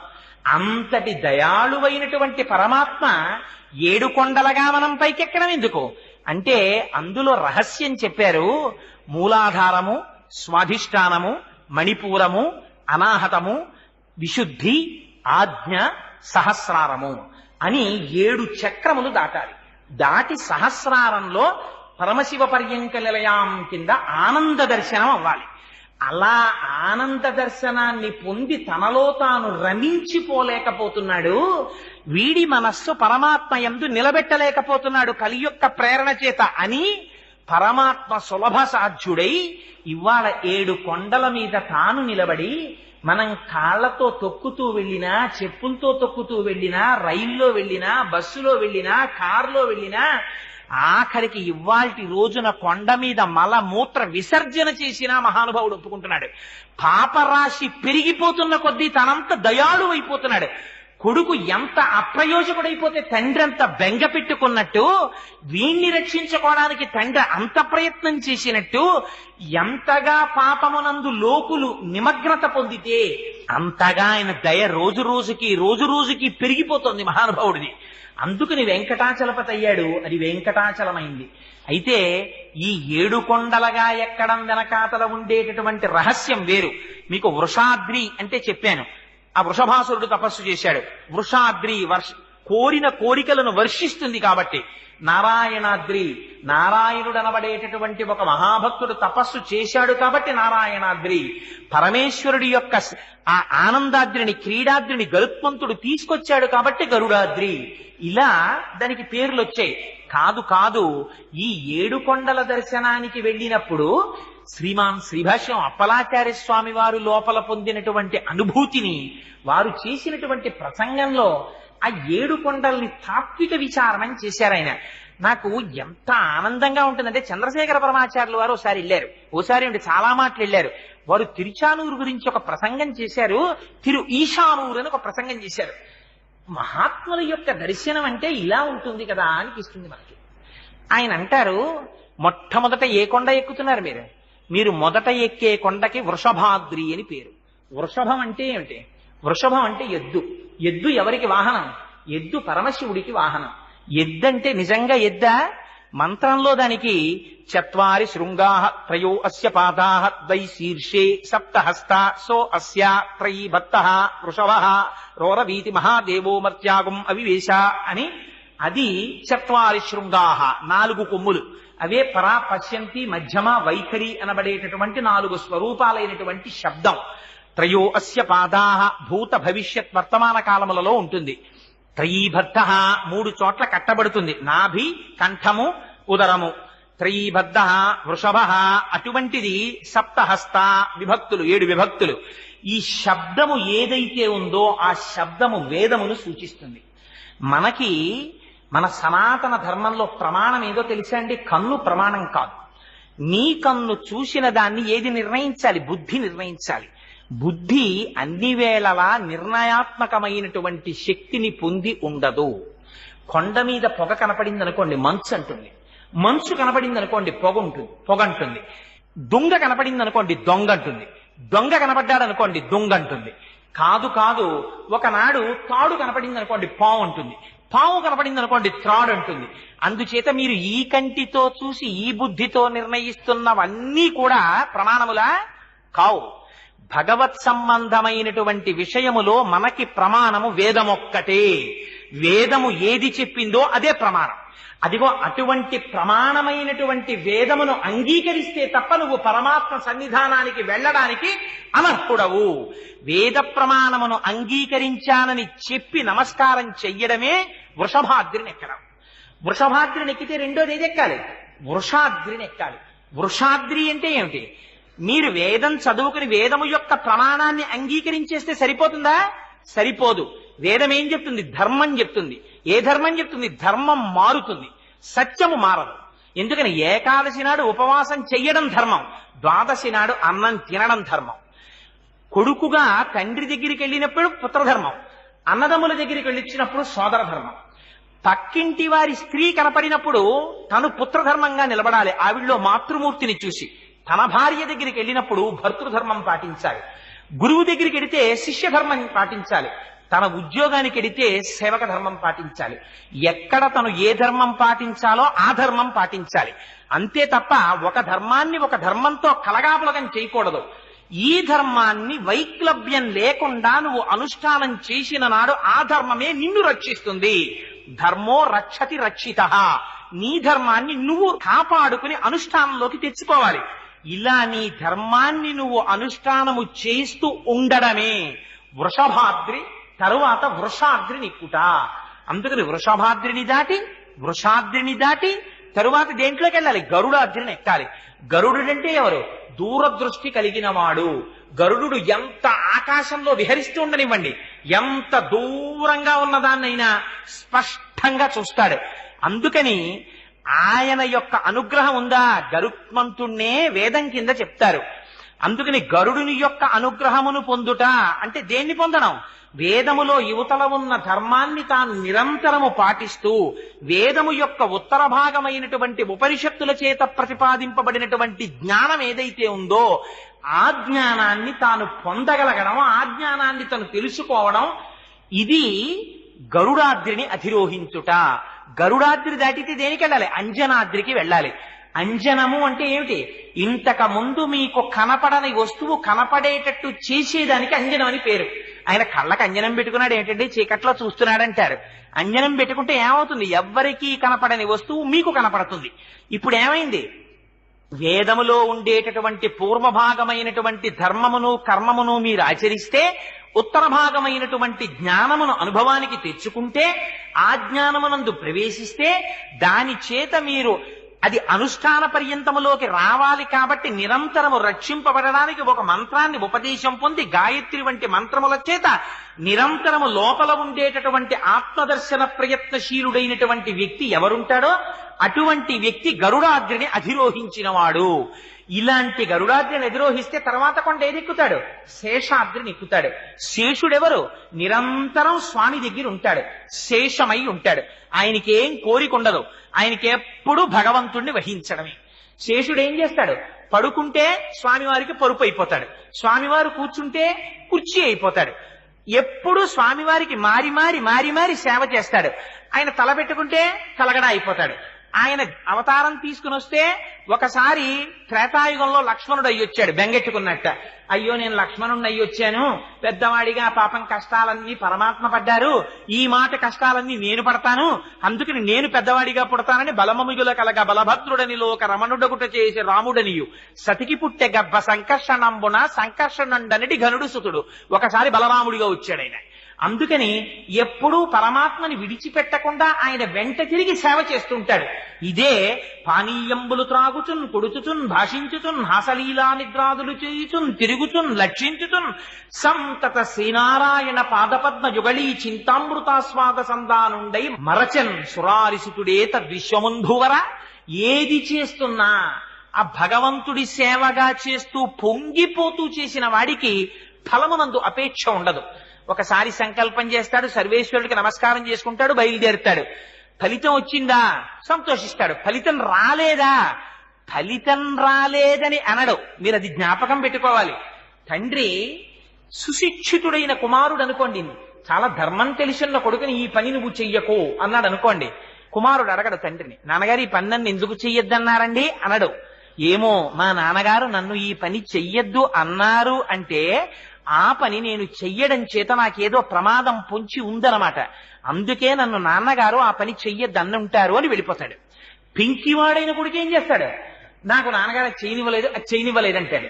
అందుకని కర్మము యొక్క ఫలితాన్ని సంగము లేకుండా త్యాగము చేసినటువంటి భక్తుడు ఏది రానివ్వండి, ఫలితము తను అనుకున్నది రానివ్వండి, రాకపోనివ్వండి, మనస్సునందు కుంది భగవంతుడి పాదములు విడిచిపెట్టడు. ఇక్కడే మీకు తేడా వచ్చేస్తుంది. కామ్యముతో భగవంతుని ఆరాధన చేసిన వాడు తన కోరిక తీరలేదా భగవంతుడికి దూరం అయిపోతాడు. ఎందుకంటే నా కోరిక తీరలేదు, ఏం నేను భగవంతుడి దగ్గరికి వెళ్ళేది? అధిక్షేపిస్తాడు. భగవంతుని యందు మనస్సు నిమగ్నమై ఉందనుకోండి, ఒకవేళ నిజంగా వాడి కోరిక తీరకపోయినా కోరిక తీరకపోవడంలో భగవంతుణ్ణి చూసుకుని ఆనందిస్తాడు. తుకారాం గారికి గయ్యాలి భార్య వచ్చింది. పరమాత్మ ఎంత అదృష్టవంతున్నయ్యా, గయ్యాలి భార్యని ఇచ్చావు, అందుకని నాకు సంసారం మీద మోహం లేకుండా పోయిందన్నాడు. తప్ప నాకు ఇంత గయ్యాలి భార్యని ఇచ్చావు, జీవితంలో సుఖశాంతులు లేకుండా చేసేసావు తండ్రి అని అనలేదు. తులసీదాసు గారికి భార్య లోయి ఒక్క మాటతో జ్ఞానాన్ని ఇచ్చింది. అంత గొప్ప భార్యనిచ్చావు తండ్రి, దానివల్ల నేను రామచంద్రమూర్తికి భక్తుడయ్యానన్నారు. నిన్ను సేవింపక నాపదల్పొడమని, నిత్యోత్సవం బబ్బని, జనమాతృండనని, సంసార మోహంబు పైకొనని, జ్ఞానము కల్గని, గ్రహగతుల్ కుందింపని, మేలు వచ్చిన రాణి అవి నాకు భూషణములే. శ్రీకాళహస్తీశ్వర, ఎంత పెద్ద ఉద్యోగంలో ఉండనివ్వండి కొడుకు, కష్టపడి 3 నెలలకో 4 నెలలకో ఒక్కసారి సెకండ్ సాటర్డే సండే వచ్చేటప్పటికి నాన్నగారి దగ్గరికి వచ్చేసి, నేను ఎక్కడికి వెళ్ళనమ్మా, నాకు నాన్నగారి పాదాల దగ్గర కూర్చుని నాన్నగారితో కలిసి భోజనం చేసి, నాన్నగారితో కలిసి సంధ్యావందనం చేసుకుని, నాన్నగారి పూజకి మళ్ళీ నేను చిన్నప్పుడు చేసినట్టు ఒక్కసారి పూజామందిరం అంతా తుడిచేసి మಣ್ಣీళ్లు పట్టుకొచ్చి నాన్నగారికి పెట్టి, నాన్నగారి దగ్గర కూర్చుని నాన్నగారికి గంధం తీసి పూజ చేసుకోవడానికి ఇచ్చి, నాన్నగారు భోజనం చేసేసి పడుకుంటే నాన్నగారు చెప్పే మంచి మాటలు వింటూ ఆయన కాళ్ళు పడుతూ, నాన్నగారు మళ్ళీ నిద్రలేచి సాయంకాలం భజన చేసుకుంటున్నప్పుడు నాన్నగారి పక్కన కూర్చుని భజన చేసి, నాన్నగారు రాత్రి నిద్రపోవడానికి పడుకున్నప్పుడు ఏ పరమ పవిత్రమైనటువంటి పాదాలు నన్నింత ఉద్ధరించాయో ఆ పాదాలు నాన్నగారివి 1 గంట సేపు ఒత్తి, ఆయన నిద్రపోయిన తర్వాత నిద్రపోయి మళ్ళీ నాన్నగారు నిద్ర లేవక ముందు నేను నిద్రలేచి స్నానం చేసేసి మడి కట్టుకుని నీళ్లు తెస్తుంటే, నిద్రలేచిన నాన్నగారు నన్ను చూసి, ఒరే నువ్వు వచ్చావురా, ఇవాళ చూసావా మಣ್ಣీళ్లు తెచ్చేసావని పొంగిపోతున్న నాన్నగారి ముఖం చూసుకోవడానికి వచ్చానమ్మా అన్న కొడుకుని చూసి తండ్రి అంతా పొంగిపోతాడు. అంతేగాని నాన్నగారు ఈలోగా ఎవరికన్నా ఏమైనా రాసిచ్చేస్తారేమో అని బెంగెట్టుకుని వస్తుంటానమ్మా నెలకోసారి అన్నాడు అనుకోండి, ఎంత అసహ్యంగా ఉంటుంది. ఆ తండ్రికి ఎవరికి ఇస్తాడు? వీడికి ఇస్తాడు. కానీ అలా అంటే ఎంత అసహ్యంగా ఉంటుంది. వెంకటాచలానికి వెళ్లి వెంకటేశ్వర స్వామి వారి యొక్క దర్శనం చెయ్యకుండా ఉండలేక, జుట్టు కొంచెం పెద్దదైపోతే స్వామి నిన్ను చూసి ఇన్నాళ్ళు అయిపోయిందా అని తల దువ్వుకుంటున్నప్పుడల్లా బెంగొచ్చి 2 రోజులు సెలవులు వచ్చాయని వచ్చేసానండి, ఇదేం పెద్ద టౌకేసుకోక్కర్లేదు, వెళ్ళి స్వామి దర్శనం చేసుకుని పొంగిపోయి, అమ్మయ్య స్వామి మళ్ళీ నీ దగ్గరికి వచ్చేసానయ్యా అని పొంగిపోయి తిరిగి వచ్చేసారనుకోండి, మీరు చూసుకోవాలా ఆయన చూసుకుంటాడా? నేను చూసుకుంటానన్నాడు ఆయన. ఎవరు నా గురించి తాపత్రయపడుతున్నాడో వాడిని రక్షించుకోవడం నా ధర్మం అన్నాడు. పిల్లవాడికి ఏం తన రక్షణ తను చూసుకోడు, పెరట్లో ఆడుకుంటుంటాడు. వంట చేసుకుంటున్న అమ్మ 10 నిమిషాలకు ఒకసారి వచ్చి బాల్కనీలోంచి పిల్లాడు ఏం చేస్తున్నాడో చూసుకుంటూ ఉంటుంది, అమ్మ వీడు ఎక్కడ పడిపోతాడో అని. రక్షించుకోవడం అమ్మ ధర్మం అయినట్టు, నిద్రపోతున్న అమ్మ నిద్దట్లో కూడా పిల్లవాడిని తడువుకుని తన దగ్గరికి చేర్చుకున్నట్టు, మనం ప్రమత్తతతో ఉన్న తాను అప్రమత్తుడై తన పాదముల దగ్గరికి తాను లాక్కుంటూనే ఉంటాడు. ఇది దర్శనం. అందుకని పుణ్యాపుణ్యములను లేకపోతే ఫలితాన్ని అపేక్షించకుండా కేవలం భగవత్ప్రీతి కొరకు కర్మాచరణం అనేటటువంటి స్థాయిని మీకు ఇవ్వగలిగినటువంటిది వెంకటాద్రి. ఇప్పుడు ఏమైంది? మీరు చేసే పని చేత పాపమో పుణ్యమో మీకేమైనా వచ్చిందా? ఏది చేసినా మీ మనస్సు ఎప్పుడూ భగవంతుడి దగ్గరే ఉంది. కమలాక్షు నర్చించు కర్రములు కర్రములు శ్రీనాథు వర్ణించు జింహ జింహ, సురరక్షకుని చూచు చూట్కులు చూట్కులు శేషసాయికి మృక్కు శిరము శిరము, విష్ణు నాకర్ణించు వీనులు వీనులు మధువైరిద విలిన మనము మనము, భగవంతు వలగొను పదములు పదములు పురుషోత్తముని మీది బుద్ధి బుద్ధి, దేవదేవుని చింతించు దినము దినము, చక్రహస్తుని ప్రకటించు చదువు చదువు, కుంభినీదవు చెప్పెడి గురుడు గురుడు, తండ్రి హరిజేరుమని ఎడి తండ్రి తండ్రి అంటాడు ప్రహ్లాదుడు. హాయిగా కూర్చొని సంతోషంతో తెల్లవారేటప్పటికి తులసి దళాల్ని తీసి పరమానందంతో స్వామివారి పాదాల వంక చూస్తూ ఆ పాదాల మీద తులసి దళాలు వేసి మీరు మానసికంగా శిరస్సు ఉంచి ఆయన పాదముల మీద తలపెట్టి నమస్కారం చేసినప్పుడు ఆ తులసి వాసన మీ ముక్కుల్లోకి వచ్చేస్తుంటే మత్తెక్కిపోయినటువంటి హృదయం ఏదుందో దానికి లౌకికమైనటువంటి కోరికలు ఎందుకుంటాయి? మందార మకరంద మాధుర్యమున తేలు మధుపంబుబోవునే మదనములకు నిర్మల మందాకిని వీచికలతో రాయంతదనునే తరంగిణులకు లలిత రసాల పల్లవ ఖాదియై చొక్కు కోయిల జనునే కుటజములకు పూర్ణేందు చంద్రికా స్ఫురిత చకోరక మరుగునే సాంద్రనీహారములకు అంబుజోదర దివ్య పాదార వింద చింతనామృత పాన విశేషమత్త చిత్త మీరీతి ఇతర విషయంబు చేరవేర్చు వినుత గుణశీల మాటలు వేయునేలా ఆ సర్వేశ్వరుడి పాదములలోంచి స్రవించేటటువంటి మందార మకరందాన్ని తాగడానికి అలవాటు పడి మత్తిక్కిపోయినటువంటి హృదయం వేరొక విషయం నందు లగ్నం అవ్వమంటే మాత్రం ఎలా లగ్నం అవుతుంది? దానికి అలవాటు పడిపోయాక. అలా ప్రవర్తించేవాడు లేచినా పడుకున్నా ఏది చేసినా ఆ సర్వేశ్వరుణ్ణి తలుచుకుంటూ పొంగిపోవడానికి అలవాటు పడిపోయిన వాడికి పాపం అంటామంటే మాత్రం ఎక్కడంటుతుంది? అగ్నిహోత్రాన్ని చెద పట్టుకోగలదా? పట్టుకోలేనట్టు వేం పాప కటతే, వాడికి పాపము లేదు పుణ్యము లేదు. ఎక్కడైనా ఉందా? పాపాన్ని కూడా కటతి తీసి అవతల పారేస్తుంది. ఇది వెంకటాద్రి. ఆ వెంకటాద్రిని దాటిన తరువాత అక్కడ ఒక్క చోట వెంకటేశ్వర స్వామి వారిని దర్శనం చేసేసి కిందకి దిగగానే పాపరాశి లోపల ప్రవేశించిందా? మళ్ళీ తప్పుడు ఆలోచనలు బయలుదేరాయా? గొరుగుచుందురు జుత్తు కొన్ని వందల సార్లు దాని పాపమేమో కానరాదు, అఖిల పాపములకు నిలయమైన మనసు గొరగడేమి మానవుండు అన్నాడు ఆధునిక కవి. అందుకని మారవలసింది ఏది మారాలి? ఒకసారి వెంకటేశ్వరుణ్ణి చూస్తే నివర్తయ మనోమత్త, మనస్సు మారాలి. అది మారకపోతే అందుకనంటారు శంకరాచార్యుల వారు, నరత్వం దేవత్వం నగమన మృగత్వం వశకత పశుత్వం కీటత్వం భవతు విహగత్వాని జననం సదాస్తత్ పాదాబ్జ స్మరణ పరమానందలహరి విహారాసక్తం చేద్రూదయ విహకింతేన వపుష. ఆ భక్తిని పొంది వచ్చాడా? ఆ జ్ఞానము కలిగిందా? నారాయణాద్రి దగ్గరికి వెళ్ళేటప్పటికి భగవానుడు ఒక్కసారి ఆ జ్ఞానం ఇచ్చాడా? నీకెక్కడ కనపడ్డాడు భగవానుడు? కావ్యకంఠ గణపతి మునికి భగవంతుడు ఎక్కడ కనపడ్డాడు? నిన్నటి రోజున ఇంత అంకురంగా ఉండి ఇవాళ లేచేటప్పటికి అలా పైకి లేచినటువంటి గడ్డి పరక ఆకుపచ్చతనంలో భగవంతుణ్ణి దర్శించాడు. హాసి గడ్డి పరక, నిన్ననింత మొలకవా, ఇవాళ పొద్దున్నకి ఇంత గడ్డి పరకవా, సూర్యకిరణాలు పడేటప్పటికి లేత ఆకుపచ్చ రంగులో మెరుప, నీ మీద మంచు బిందువా, ప్రాతర్వేళల మంచు జిన్కుగు మీ జొంపంబైన లేబచ్చికల్ శ్వేతశ్రీ తిలకించుటెంత వహించన్ సర్వభూతంబులం శీతశ్రాంతి పడంకతాన చలయై చెల్వొందు భూదేవికిన్ సీతత్తు ప్రభుడిచ్చు వజ్రముల రాశింబోలె నల్వంకలన్నంటారు. చూడగలిగిన కన్నున్న వాడికి అంతటా పరమాత్మయే. ఆయన అంటాడు, తెల్లవారి లేస్తే కవి, చలికాలానికిట అందరూ గడగడగడగడ వణికిపోతున్నారట. వణికిపోతుంటే భూదేవి కూడా వణికిపోయింది అనుకోండి చలికి. అమ్మో చలేస్తోందని భూమి కూడా గడగడగడ వణికింది అనుకోండి, భూకంపం వస్తుంది. కంపనమే కదా చలంటే. మనం కంపించినట్టు కుక్క కంపించినట్టు కుక్క కూడా దారిగుట్టలో పడుకుంటుంది, పక్షులు గూట్లో పడుకుంటాయి. భూమి కూడా చలికి కంపించింది అనుకోండి, మన బ్రతుకులేమవుతాయి? అందుకనిట సీతత్వ ప్రభుడిచ్చు, ఆ శీతాకాలానికి అధిపతి అయిన పరమాత్మ ఉన్నాడే, ఆయన చూశాట. ఓహో, నువ్వు మాత్రం వణకకుండా వీళ్ళందరినీ రక్షించడానికి నా భార్యవి కదా భూదేవివి, రక్షించడానికి నువ్వు వణకకుండా చలిని తట్టుకున్నావా? చూడు, నువ్వింత గొప్పగా తల్లివై బిడ్డల్ని కాపాడినందుకు నీకు ఏం వరమిస్తున్నానో తెలుసా? కానుకిస్తున్నాను, తీసుకో అని భూకాంతకి చుట్టూ వజ్రముల రాసులు పోసేసేట. ఏమిటిటా రాసులు? పచ్చగడ్ల మీద పడినటువంటి చిన్న చిన్న మంచునీటి బిందువులు సూర్యకిరణాలకి ప్రకాశిస్తే సీతత్తు ప్రభుడిచ్చు వజ్రముల రాశింబోలె నల్వంకలన్, భూకాంతకి పరమాత్మ ఇచ్చిన వజ్రాల రాసుల బహుమానాల్లా ఉన్నాయిట. చూడగలిగిన కన్నున్న వాడికి ఎక్కడ పరమాత్మ లేడు.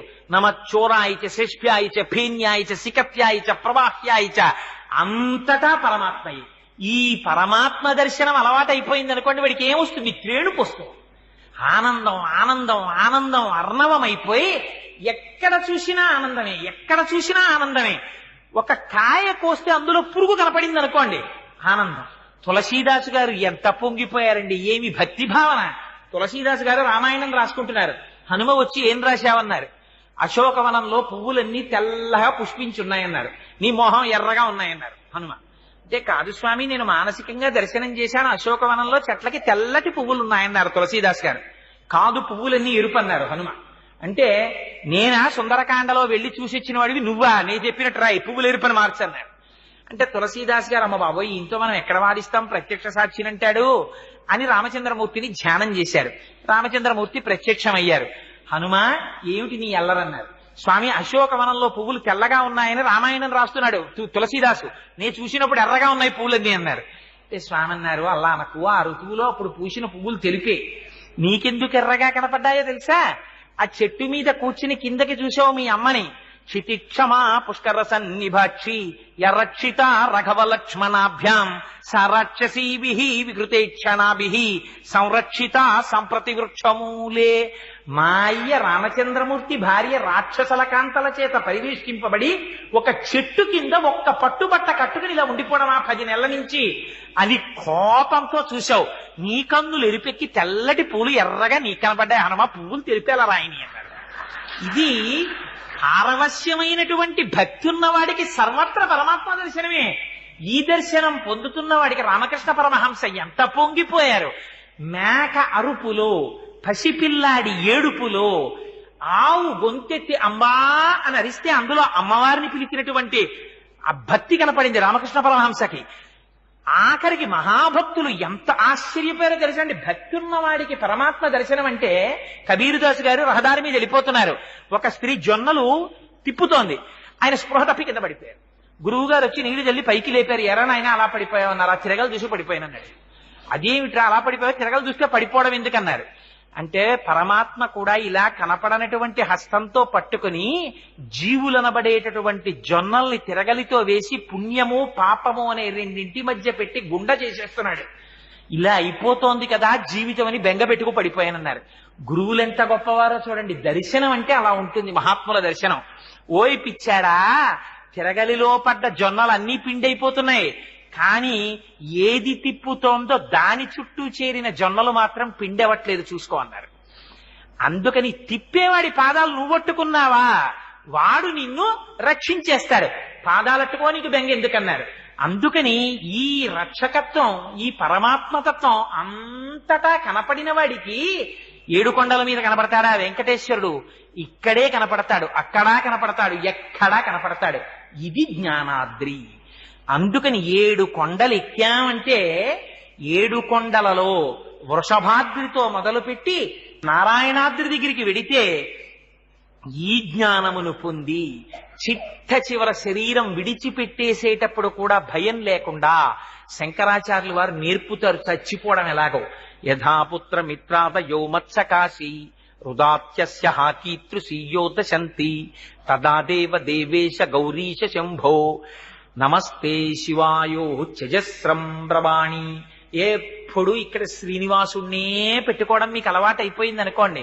చిట్ట చివర ఊపిరి ఆగిపోతున్నప్పుడు ఊపిరి తీసుకోవాలని శరీరం ప్రయత్నం చేస్తూ ఉంటే, అందుకోలేకపోతుంటే, ఒళ్ళంతా చెమట్లు పట్టేస్తుంటే బెంగ పెట్టేసుకుని నీళ్ల కోసం తడుముకుని భార్య కోసం తడుముకోకుండా ఆ సమయంలో తండ్రి వెళ్ళిపోతోంది శరీరం. అమ్మయ్యా, ఇంకా నాకు బంధనం లేదు అని చిట్ట చివర కొడుకులు, కోడళ్ళు, కూతుళ్ళు, అల్లుళ్ళు చుట్టూ చేరి యథాపుత్ర మిత్రాత యోమత్సకాశి హృదాత్యస్య హాకీదృశీయో దశంతి. శరీరాన్ని కింద పెడుతుంటే, మా నాన్నగారికి పరుపు మీద పడుకోవడం తప్ప కింద పడుకోవడం అలవాట్లేదు, కింద పడుకోపెట్టేస్తున్నారా అని ఏడుస్తుంటే, కొడుకు తెచ్చి తులసి తీర్థం పోస్తుంటే గుటక పడక పక్క నుంచి కారిపోతుంటే, భార్య ఏడుస్తుంటే అవి నా చెవిన పడకూడదు. నాకు చజస్రం బ్రవాణి, నా కళ్ళల్లో ఏం కనపడాలో తెలుసా? నేను ఆనంద నిలయాధీశుడై ఆ పీఠం మీద కూర్చుని నవ్వులు విరజిమ్ముతూ కటిహస్తాన్ని వరదహస్తాన్ని పట్టి నా పాదాలు నమ్ముకో, నీకు సంసారం ఇక్కడ వరకే అని అభయమిచ్చినటువంటి స్వామి కన్నులలో మెరిసిపోతుండగా, స్వామి ఇంక నీ దర్శనానికి 7 కొండలకి రావక్కర్లేదు, నీలో నేను ఒకడనైపోతున్నాను. ఎంత అదృష్టం! ఇంక మన ఇద్దరికి ఎడబాటు లేదు. నువ్వే నేను, నేనే నువ్వు అంటూ అమ్మయ్యా అని చెమట ఒళ్ళంతా పట్టొచ్చిన వాడు బనీనిప్పి అబ్బా అని విసిరి పారేసినట్టు అమ్మయ్య ఈ బంధన వదిలేసిందని శరీరాన్ని వదిలిపెట్టి పరమాత్మలో కలిసిపోయేటంతటి ఆనందంతో శరీరాన్ని వదులుతూ ఉన్నన్నాళ్ళు సర్వత్ర పరమాత్మని దర్శింపగలిగిన వాడెవడున్నాడో సంచిత ఆగామి ప్రారబ్ధములు దూదికొండలో నిప్పురవ్వ పడితే కాలిపోయినట్టు వెంకటాద్రి మీద ఎక్కడం వల్ల పాపరాశి కాలిపోవడంతో నారాయణాద్రి చేత జ్ఞానం ఆవిర్భవించి నిలబడినవాడు వెంకటాచల మహాత్యమును పొందినవాడు. అందుకని ఆ వెంకటాచలానికి అంతటి మాహాత్యం ఉన్నది. రేపటి రోజున ఆ కొండ మీద ఉండేటటువంటి విశేషాలు, అక్కడ ఉండేటటువంటి తీర్థాల విశేషాలు, ఎందుకు ఏ ఏ తీర్థంలో ఏ స్నానం చేస్తారు, ఈ విషయాల్ని మీకు వివరణ చేస్తాను. అయితే వెంకటేశ్వరుడి అనుగ్రహం ఎలా వస్తుందో తెలుసా అండి? ప్రసాద రూపంలో వస్తుంది. అందుకే మీరు వెంకటాచలం వెడితే తప్పకుండా ఏది తీసుకుంటారు?